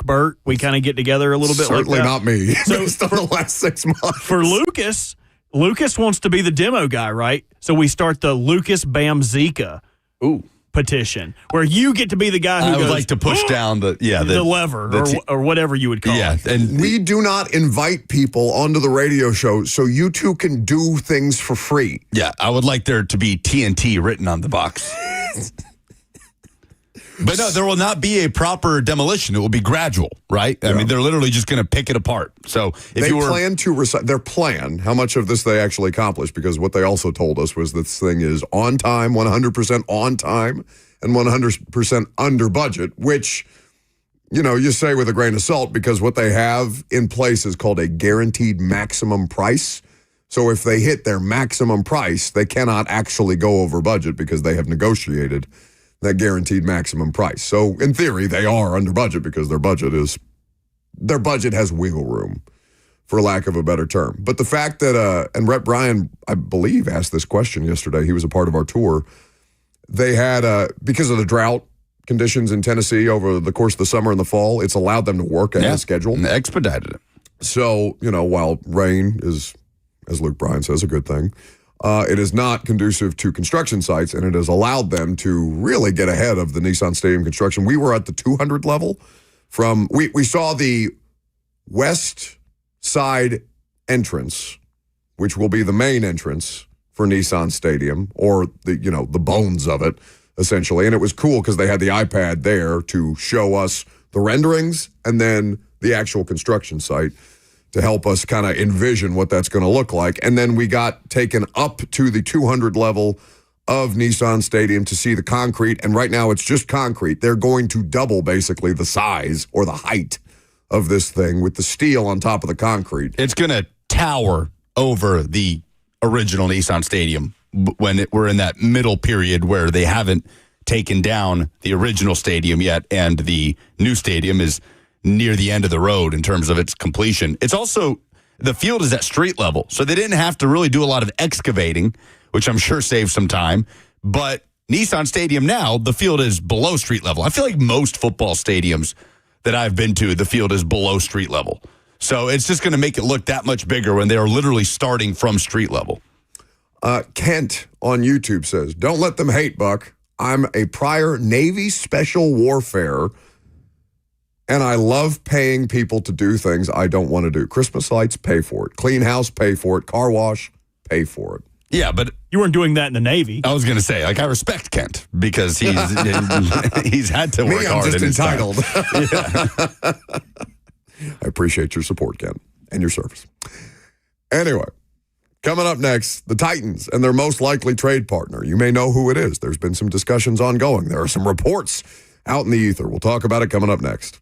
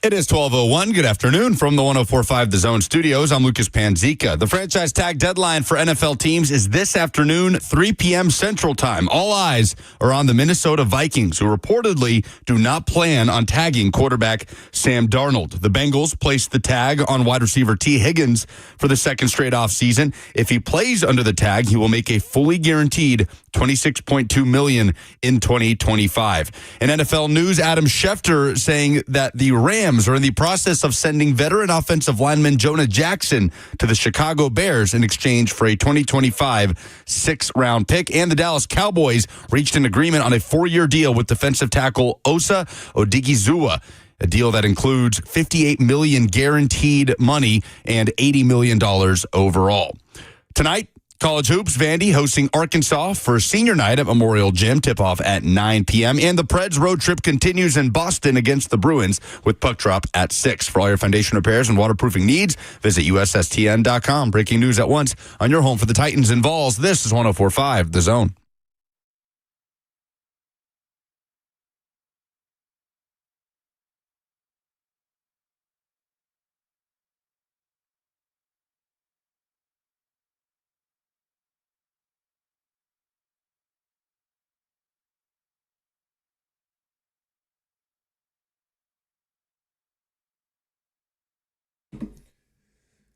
So the Titans are holding on to that number 1 overall pick as far as we know, but there are plenty of teams who are interested, and one in particular who is as desperate as any of the 32 teams out there to get right. That's the New York Giants. Now, there's been a lot of reporting from a lot of different insiders. Jordan Renan, who covers the Giants for ESPN, Albert Breer has brought this up in his column. And, you know, beyond common sense, looking at the Giants at 3 and the Titans at 1, understanding the circumstance that not just the offseason hard knocks put the Giants in. Like, is there a scenario where Brian Daboll is safe, but Joe Schoen is not? Because the bigger problem to me with the Giants is their roster. And Joe Schoen obviously letting Saquon Barkley go to the Eagles to win the Super Bowl. That's salt in the wound. But I don't know if New York is going to fire them both, because they do feel like they're going to get fired eventually, no matter what happens here, especially if you're risking your job viability on Aaron Rodgers. They're on the same timeline, both hired in 2022. I think Brian Daboll is a good head coach. I agree. I think he's a good offensive play caller. The league agreed. He was a coach of the year. Yeah. Now, winning coach of the year does not necessarily mean anything long term. Matt Nagy won coach of the year. I guess he's unfortunately the poster boy of NFL coach of the year. Is anybody really doubting if the Vikings roster goes to hell and Kevin O'Connell, a former coach of the year, gets fired down the line? Is it going to be because Kevin O'Connell forgot how to coach? No, not at all. Vrabel, I don't think Vrabel's a bad coach because he won it in 21 and then got fired in 23, or I guess 24.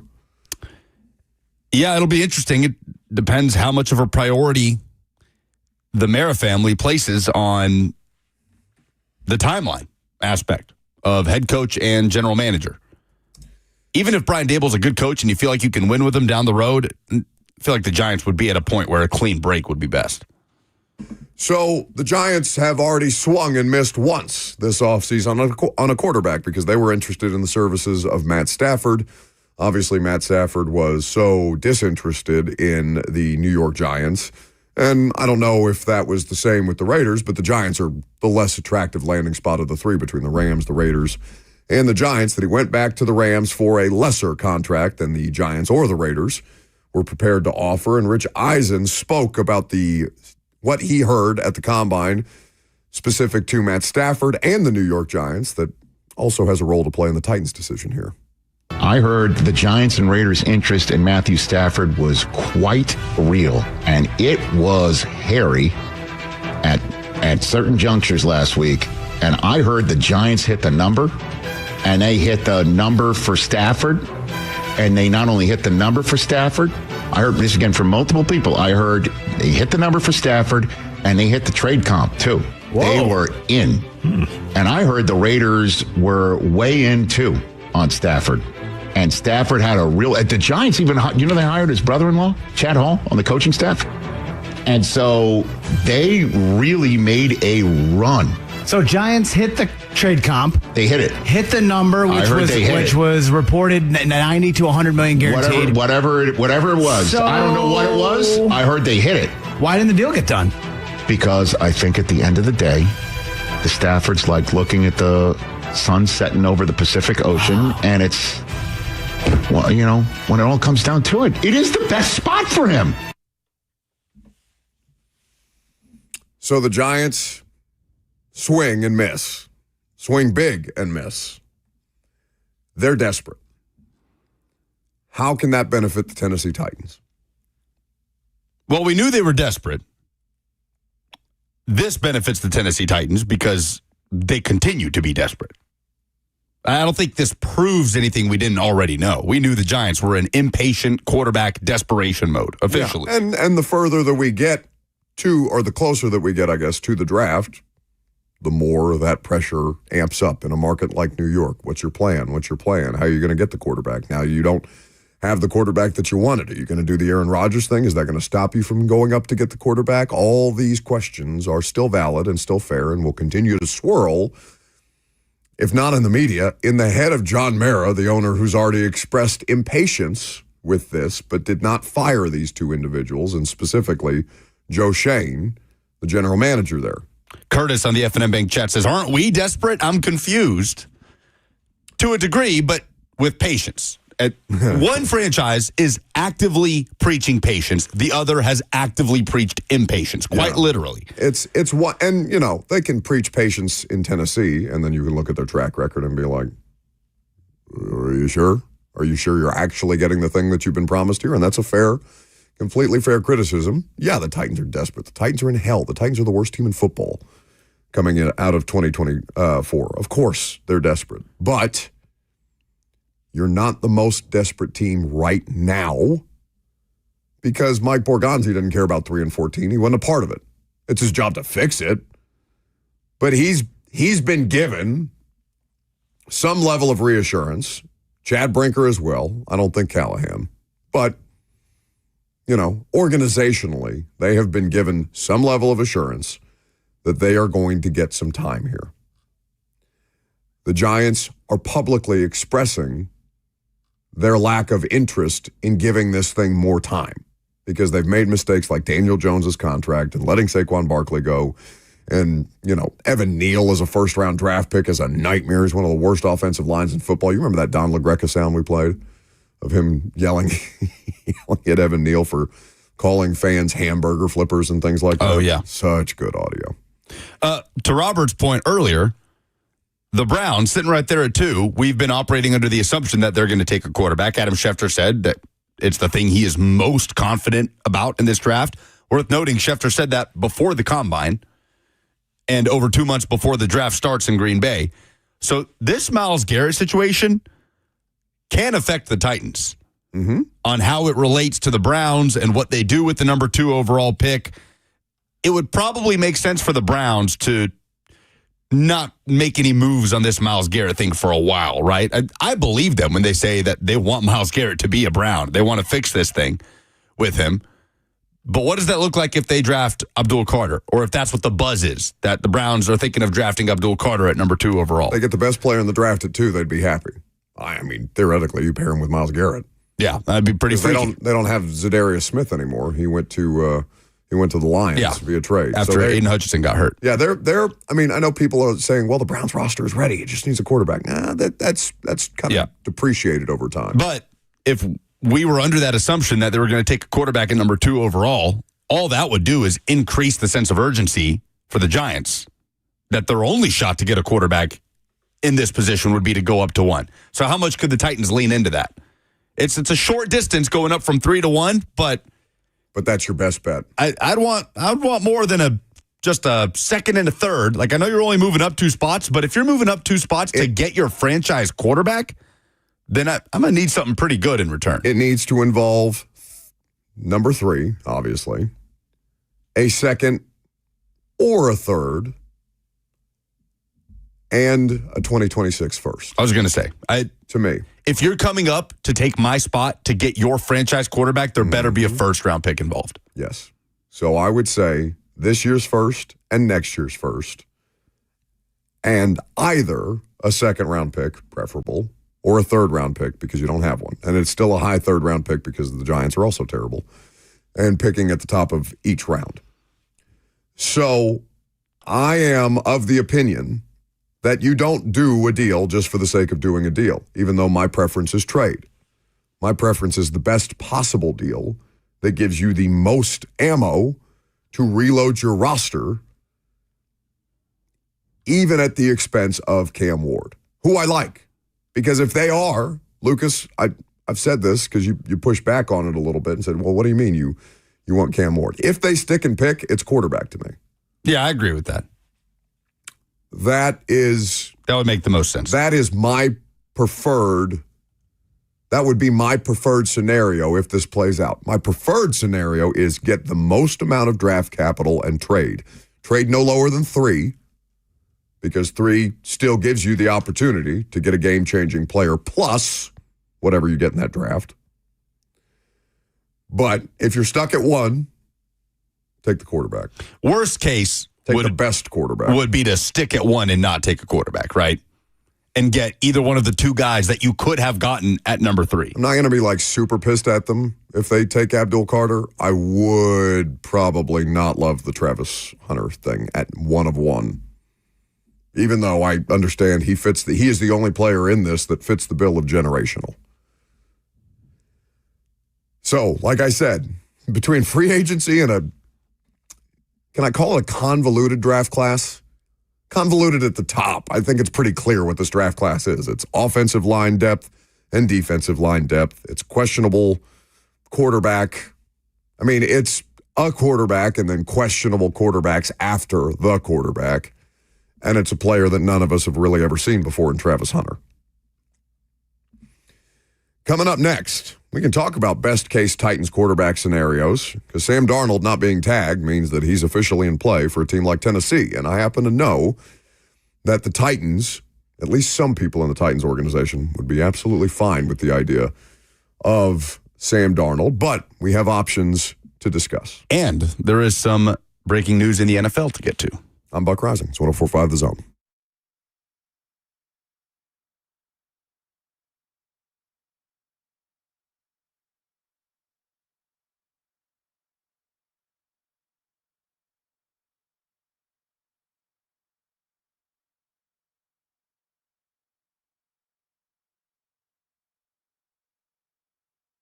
The Tennessee Men's Clinic is here to help you like they've helped so many guys over the course of the last decade plus here in Middle Tennessee at either of their locations in Franklin or Midtown. If you're experiencing erectile dysfunction, the Tennessee Men's Clinic can get you right because there's so many misconceptions out there about treating ED, and they are here to debunk those for you. If the pills stop working, don't consider extreme options before you've had the opportunity to talk to the folks at the Tennessee Men's Clinic because they specialize in men's sexual health issues. It's all they do. It makes them the experts in the field, and they have access to multiple protocols and options to treat your ED based on your specific needs and what's going on in your body. So don't trust your health to an online pharmacy and don't feel like you're out of options. Call the Tennessee Men's Clinic today at 615-208-9090. That's 615-208-9090, or schedule an appointment online at TennesseeMen'sClinic.com.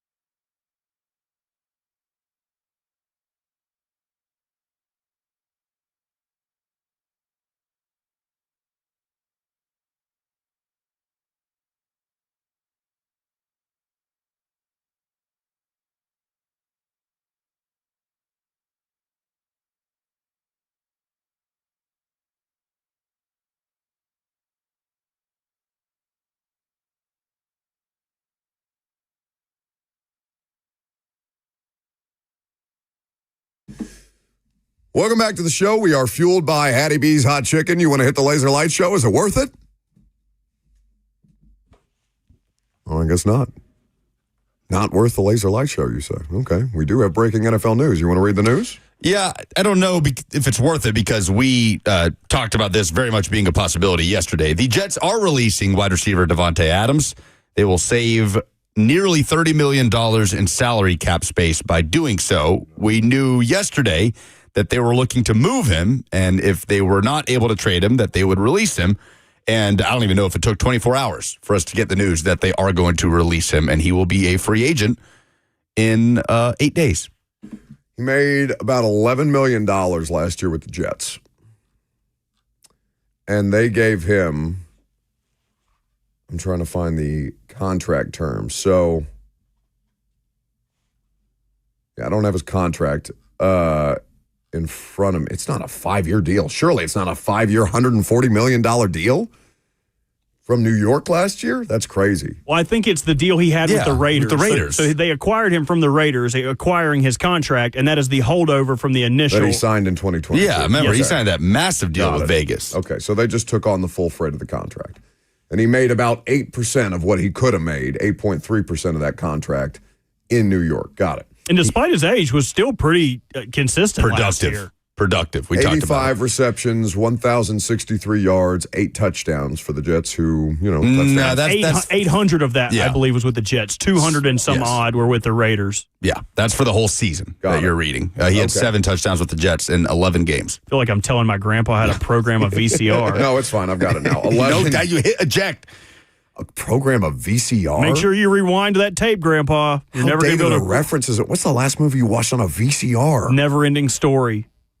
I don't know that one. What? I forgot you're just a terrible movie watcher. Devante is 32. He will turn 33 on Christmas Eve, which is unfortunate for him. Christmas baby. Yeah, it's tough. 11 games for New York, 67 catches, 854 yards, 7 touchdowns to Lucas and Bert's point. All right. Happy now? No. How much of that is because Aaron Rodgers goes to him more than anybody else? Garrett Wilson is very upset was very upset with the Aaron Rodgers experience. I don't know if this is a sign that New York is going to prioritize Garrett Wilson because he was interested in leaving. I think didn't he talk about the Jets having a losing gene that recently, or was that Sauce Gardner, their other young star on this football team? I mean, they might have as much of a losing gene as any team in the NFL at the moment. Truly. So Devante Adams released from the Jets. Is it guaranteed? Because Robert, you said he might be a Raven during the commercial break. Oh, anything I say in the breaks is circumstantial. Come on. I said that he was very complimentary of Lamar Jackson when speaking about them before playing when he was currently with the Raiders last year ahead of their Week 2 matchup. I'm under the assumption that he's just going to go wherever Aaron Rodgers goes. Because that's basically what's happened. I just see it so differently only because, okay, he did the thing. He did his obligation to play with Rodgers. Okay, we did the trade. We made these two organizations both make terrible moves. Yeah, we got that 500th touchdown. And also, look where he's been since he left Green Bay. In 2021, he hasn't been on a good team since 2021. Played in the terrible Raiders teams. Even when Derek Carr was there, they weren't even that good. And then had to go play with the Jets, who are probably like a bottom organization as far as functionality goes. I think he just wants to play for a good team. Wants to play with a good quarterback where you don't have to worry. It's like, is my defense going to hold up? Is my quarterback going to be high on ayahuasca this week? Who is a better option for him?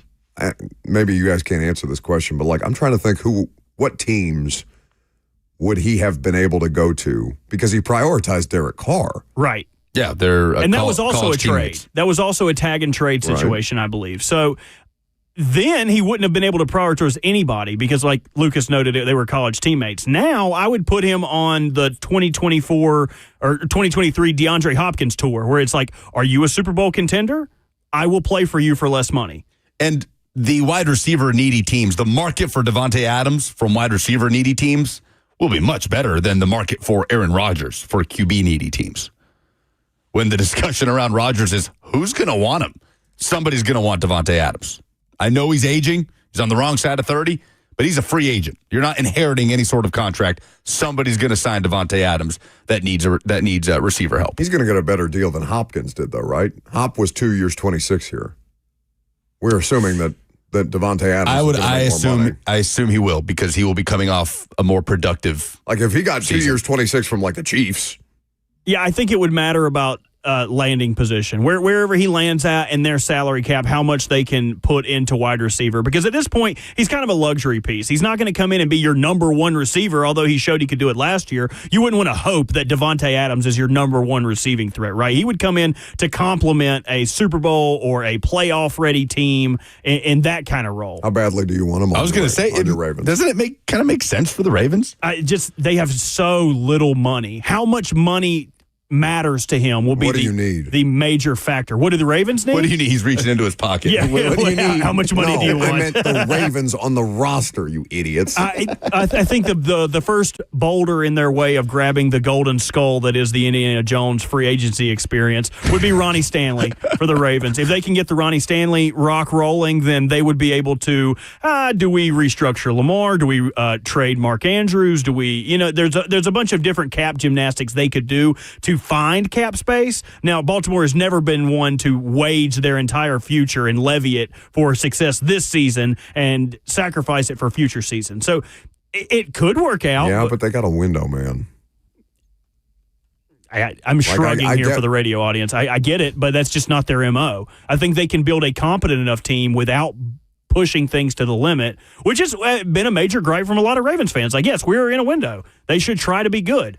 I am under the thought of they draft well enough, they develop well enough, they will eventually find people to put in certain spots. I don't think they need to bend over backwards to get a Devante Adams. That's kind of the thing that I'm stuck on with NFL teams in those windows. Like we talk about it with the Chiefs, and the Chiefs continue to skimp at wide receiver. We talk about the Ravens, and the Ravens do, to Bert's point, draft well. But the Bills. I was just going to say, does he want to go to Buffalo? That's where I'm at. Yeah. That's where I'm at. I mean, they have now... Their cap hell year was last year, and they let all those players go on offense and on defense. Yeah, they tried the sort of aging former all-pro receiver thing with Amari Cooper. It didn't really take in 2024, but they paid Khalil Shakir, who led them in receiving last year. He's not getting wide receiver one money. Amari Cooper's a free agent. And I believe so. And you've got Keon Coleman still on a rookie deal as a second-round pick. It was all right. That could make some sense for Buffalo. It would make the most sense if you're trying to keep up. But point is, Devante Adams can land on a contending team. Aaron Rodgers, not so much. Aaron Rodgers go be the backup to Josh Allen. So we are out on Devante Adams for the Titans. It would run pretty counter to. It would be the complete opposite. Yeah, it would be neither selective nor draft, develop, and retain. Right. When you're paying Calvin Ridley what you're paying him. And Calvin Ridley's money goes up this year. Yeah. The cap hit at least. Yeah, I don't think it'd make a ton of sense. And I don't know that that's something that Devante Adams would want to do. No, God, no. Especially, they don't have... There's a lot of teams that don't have an answer at quarterback, but this team is in a really unique situation. So, with all the different things that you've got ahead, speaking of the quarterback situation in Tennessee... What is the best case scenario for the Titans at this point? We've got Derek Carr staying in New Orleans. That's off the table. We believe, yeah. We believe. Again, these are things that GMs have said, right? We have Kirk Cousins staying in Atlanta because Atlanta has said that. Yeah, but I just... Okay, so let's operate under what we believe right now based on what has been said today on March the 4th, or leading up to March the 4th. Derek Carr is a Saint. Matt Stafford is a Ram. Kirk Cousins is a Falcon. So you're talking Sam Darnold, then the next tier of free agent quarterback a la Jacoby Brissett, Joe Flacco, Aaron Rodgers. Mac Jones. It's just a big jumbled pile. Of reclaim quarterback options. Well, there's the reclaim quarterback options because there's two buckets that I put these guys in. I think Mac Jones, obviously in a different career situation than Aaron Rodgers or Flacco. Aaron Rodgers, Flacco, like a clear and obvious bridge quarterback at this point in their careers. You got Mac Jones, Zach Wilson, Trey Lance, those kind of players, the potential reclamation project group that could they be the next Geno Smith, Baker Mayfield, Sam Darnold, and then you have Sam Darnold, who's going to cost a lot more because you're not getting him on the all right, prove it deal on a really good football team. You're getting him on the worst team in football last year, who's going to, look, I think, different in 2025. But right now, they are coming off a season where they were the worst team in football.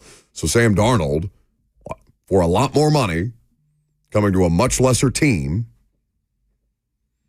the rookie quarterback class, the aging veteran bridge guys, or the reclamation projects. Like a Daniel Jones. Daniel Jones also in that reclamation category, though I believe him to be broken, but, We thought that of Sam Darnold. I'm no longer going to be definitive on any of these guys. Okay, that's fair.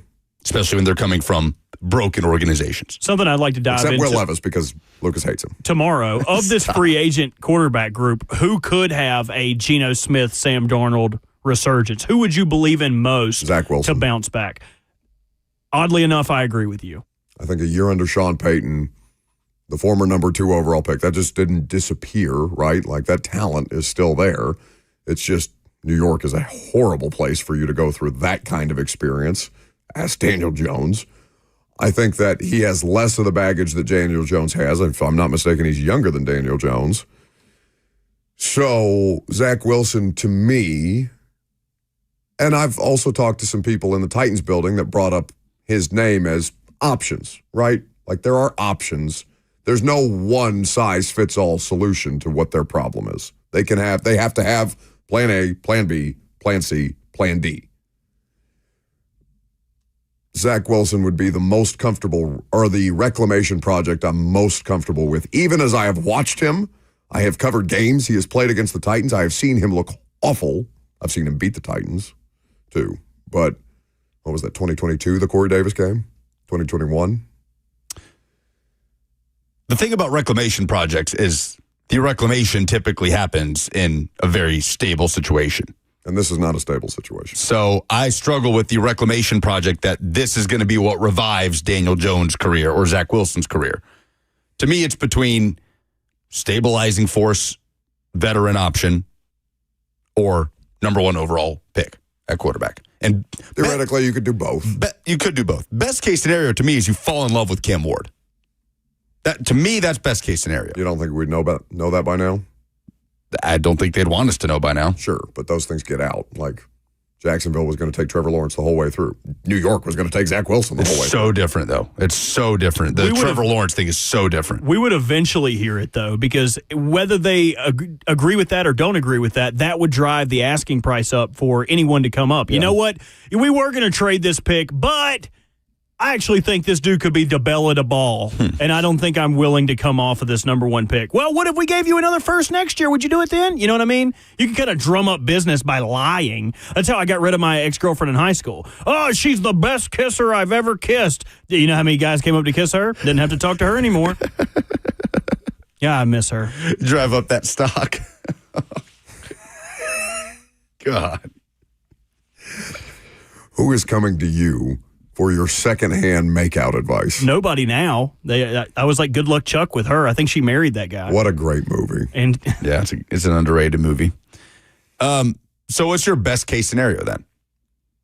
The best case scenario?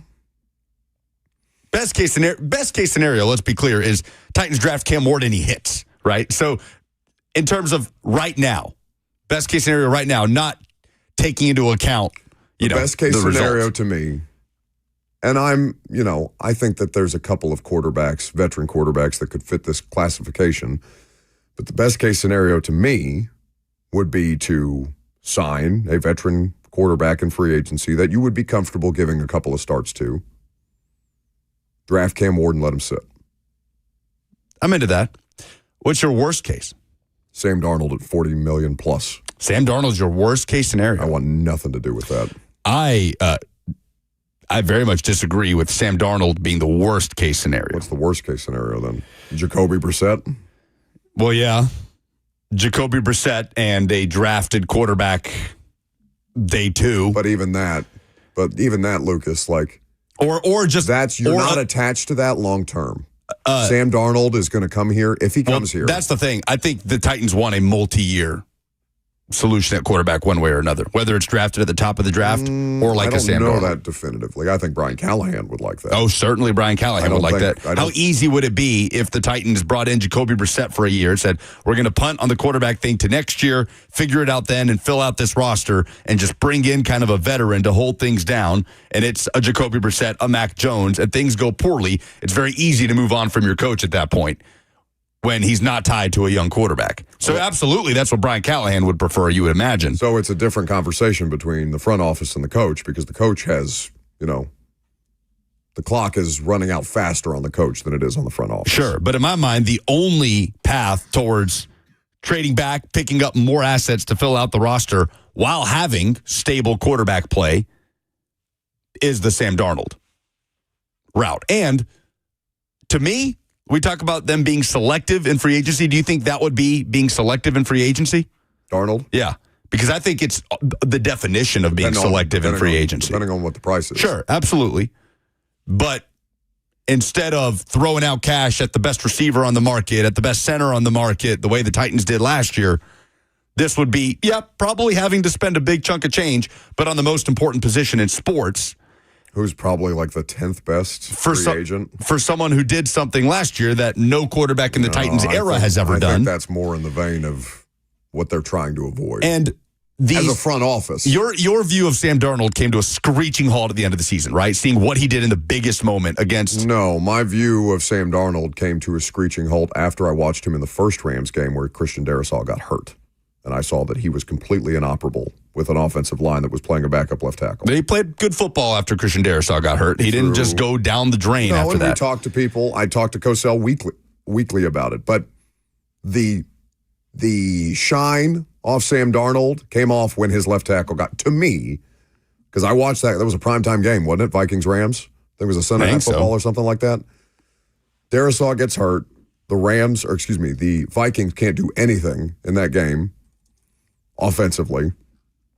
And Darnold has a couple of games where he sputters a little bit. He had the Jags game where he threw 3 interceptions. Cosell kind of outlined it like, but it wasn't, if you go back and watch the interceptions, that's not as glaring as it seems. Maybe the last one or something like that. But it was still, he's good enough. But I'm not interested in good enough long term. I've done that. I've done the Ryan Tannehill experience. And Ryan Tannehill was a franchise quarterback here for 6 seasons? He's the closest thing to a franchise quarterback they've had since they moved here, and McNair was their quarterback. That Rams game happened October 24th. It was early. Yeah, and they went on a 7-game win streak after that where he played some really good football in that stretch.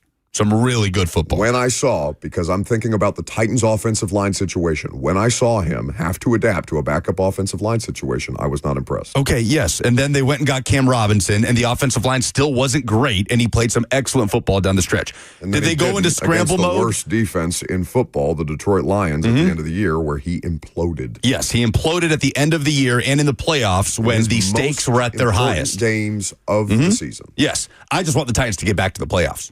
I'm not worried about imploding in the playoffs yet. I have no I'm just worried about getting back to meaningful 2025. Okay. I have no aspirations. Then I'm not going to use a quarterback falling short in the biggest moment in the playoffs as a reason why not to get a guy in here that can just stabilize something. Lucas's own team is. And get the Titans to meaningful competitiveness. His own team but is. The Vikings can afford to think about ceiling. They have an option. The Titans do not. Right. The Titans can't afford to say, well, his ceiling isn't, after the first round of the playoffs, seems like there's a ceiling there. Not there yet. Let's worry about getting back to the playoffs first and doing something in this division before we worry about playoff ceiling with your quarterback. So your best case scenario is? No, best case scenario is not Darnold. Best case scenario for me is you love Cam Ward and you draft Cam Ward number 1 overall. And have a veteran option that could start. So I'm with you. Aligned. We're aligned on best case scenario. We are not aligned on your take that Darnold would be worst case scenario. I think that is far from the case. Him at that price point, I want absolutely not. I don't want to deal with Titans fans after that because that reeks of potential disappointment. Let's go to Bill in Lebanon up next. Hey, Buck. Hey. Just going off the history here. Titans can't draft at all in the first round pick, and be worth the crap. They cannot draft a quarterback right here. They got to trade to the Giants. You know, Cleveland and the Giants are both going to get quarterbacks. Trade down to 3, get Carter, get Travis Hunter, get you a veteran quarterback, and you can get Jackson Dart or somebody like that in the second or third round, or Will Howard. Gross. They got to get the safe pick. They've got to get a player that's going to play here for 10 years. Yeah, I just don't think that happens as often as fans want it to happen. I appreciate the call, though, Bill. What? A quarterback hitting in that range? Lasts 10 years. How many of them are lasting 10 years in the same spot? He's not talking about quarterback. He's talking about the guy you get at the top of the draft. Oh. Yeah, like a Carter or a Hunter. Well, and he's saying address quarterback later. We can talk about that next.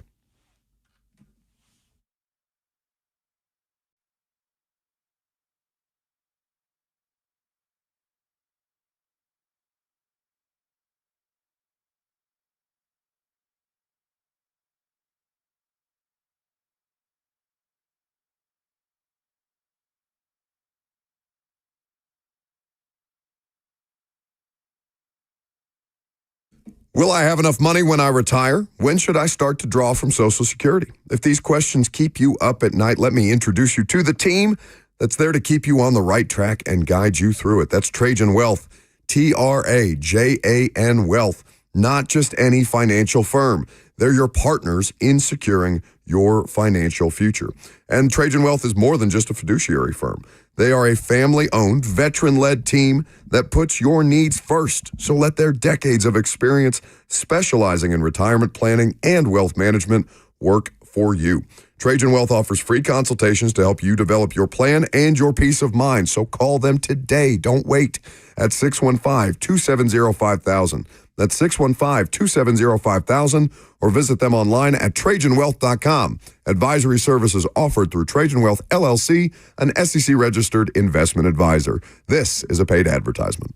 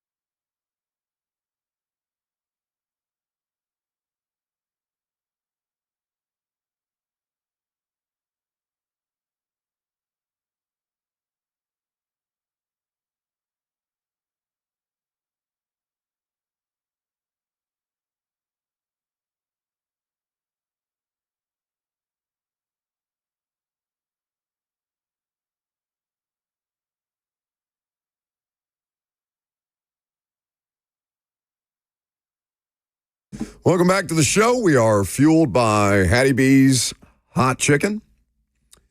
So, bad habits. The previous caller, alleged that Titans have a bad habit when it comes to drafting quarterbacks, so they should avoid it. This time around, they should do the safe thing. He suggested safe being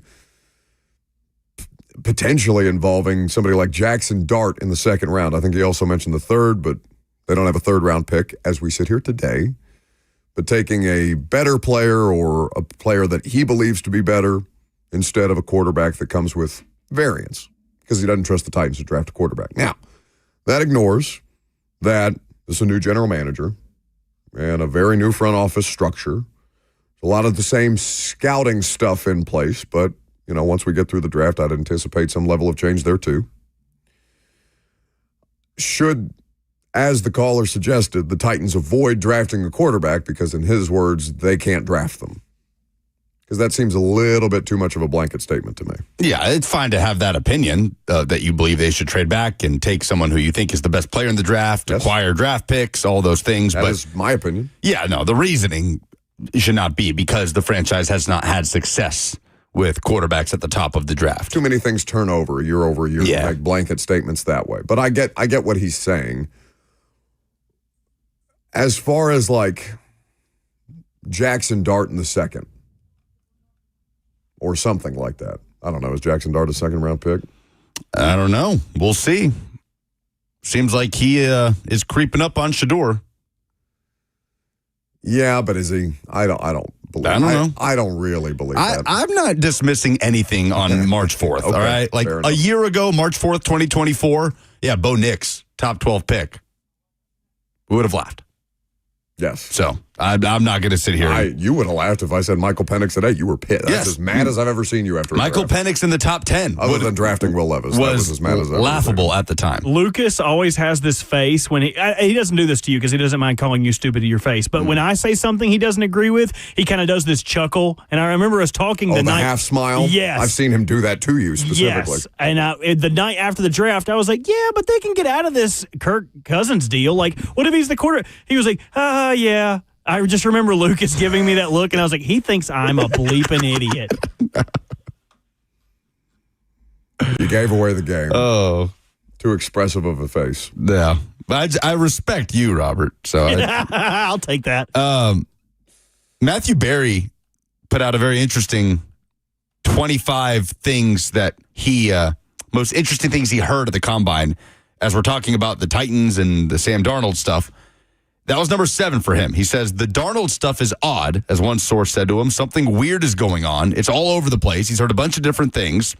This is obviously before we saw reports that they're not going to tag Darnold. But he says the Vikings want J.J. McCarthy to start next year. They don't want to give Darnold a big deal, that they haven't offered him anything, and they didn't want to franchise tag him unless they know that they could trade him. He says, and so far, there's not much of a market for him. The Titans have some interest, but not enough to trade for him at the moment, especially since they may just draft Cam Ward or potentially get Aaron Rodgers. So Darnold is stuck in a no man's land at the moment. He also said that everyone he spoke with,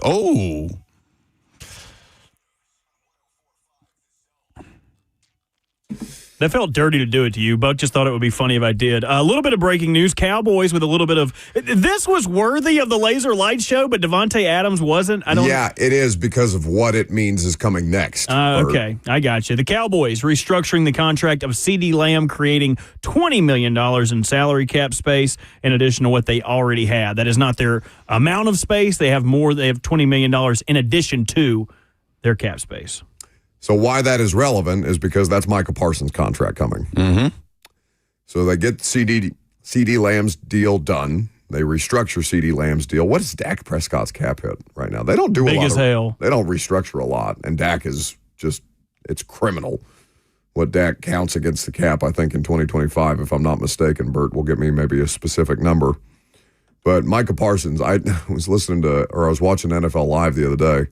What? $89 million. Trillion. Yeah, I say that as my pinky is raised to my lip. Yeah. $89 million. That can't be true. It is. It is true. Dak Prescott That is correct. $89 million. And the following years, in 2026 and 2027, $67 million in 2026, $61 in 2027. That's disgusting. Then they have an out, but 2028, $71. So you can pay this dude a third of your cap space to be your quarterback. No. So Micah Parsons' deal, anyway, I was watching NFL Live, and Mina Kimes was on television saying, I don't understand why the deal for one of the best pass rushers in football is not just done. Like, what are we doing here? And here come the Cowboys with the restructure, so I would expect a Micah Parsons deal soon thereafter. You ready for some polls? Yes. I was waiting on Lucas. To do what? That's my fault. Yes.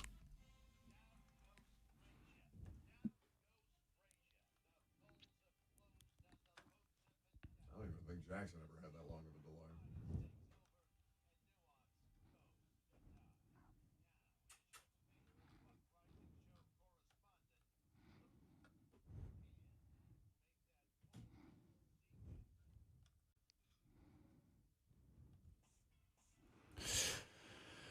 Presented by Two Rivers Ford, the South's most trusted Ford dealer. What is your best case scenario for the Titans at quarterback? I mean, the first reply is Michael saying playing Levis as they build up the offensive line and weapons. Don't need to break another young player's confidence. Yeah, that's tough. It did not have best case scenario playing Will Levis in 2025 as the first response. First response. Jay says... You said Kevin? Michael. Michael drinking early in the day. Jay says Cam Ward. Ike says signing Justin Fields and drafting edge and then tackle and then whatever from there. It seems like Justin Fields is probably going to stay in Pittsburgh, but he is a free agent. Stingray says best case at quarterback is Cam Ward. Most people believe it is Cam Ward with the number 1 overall pick with a veteran backup. We'll see. Yes, we will. What is your worst case scenario other than Will Levis for the Titans at quarterback? Front Porch Junkie says Kirk Cousins. Karen says Aaron Rodgers. Daniel says Sam Darnold. And that's basically the list. Jacob says Shedeur Sanders. And Dave says Mason Rudolph. Oh, the worst case scenario. Poor Mason. Catching a stray. Worst case scenario is Will Levis. Yes. We had to put that caveat in the poll. But...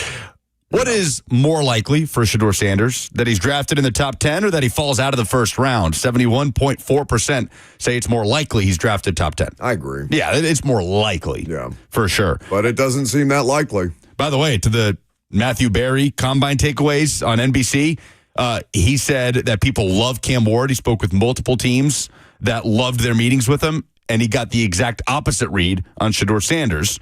He put a bunch of asterisks in there. I want to be careful. I'm not trying to kill the kid. It's just who he talked to. Spoke with 2 people, 2 different teams that met with Sanders, both independent of each other, said the exact same things, that it was a bad meeting and he came off as unprofessional and disinterested. Both said that after the meeting, they had a lesser opinion of him than prior. The same people said they met with Cam Ward and loved Cam Ward. So the noise is significant about how Shedeur Sanders' meetings went at the Combine. But you know what? Going back to that Lance Zierlein, C.J. Stroud, Bobby Slowick thing, like, apparently they didn't have a good meeting with C.J. Stroud and they drafted him anyway. So yeah, for sure. Doesn't mean it's the end of the world. Yeah, and he goes on to say that, Cleveland enjoyed their meeting with Sanders. It wasn't all bad, but interesting. Those are the polls. All right, very good. That's the show. Appreciate you guys hanging out. Check out the podcast. Mike Tannenbaum of ESPN in the first hour if you missed it. Back at it tomorrow. We'll look forward to seeing you then. Nailed the dismount.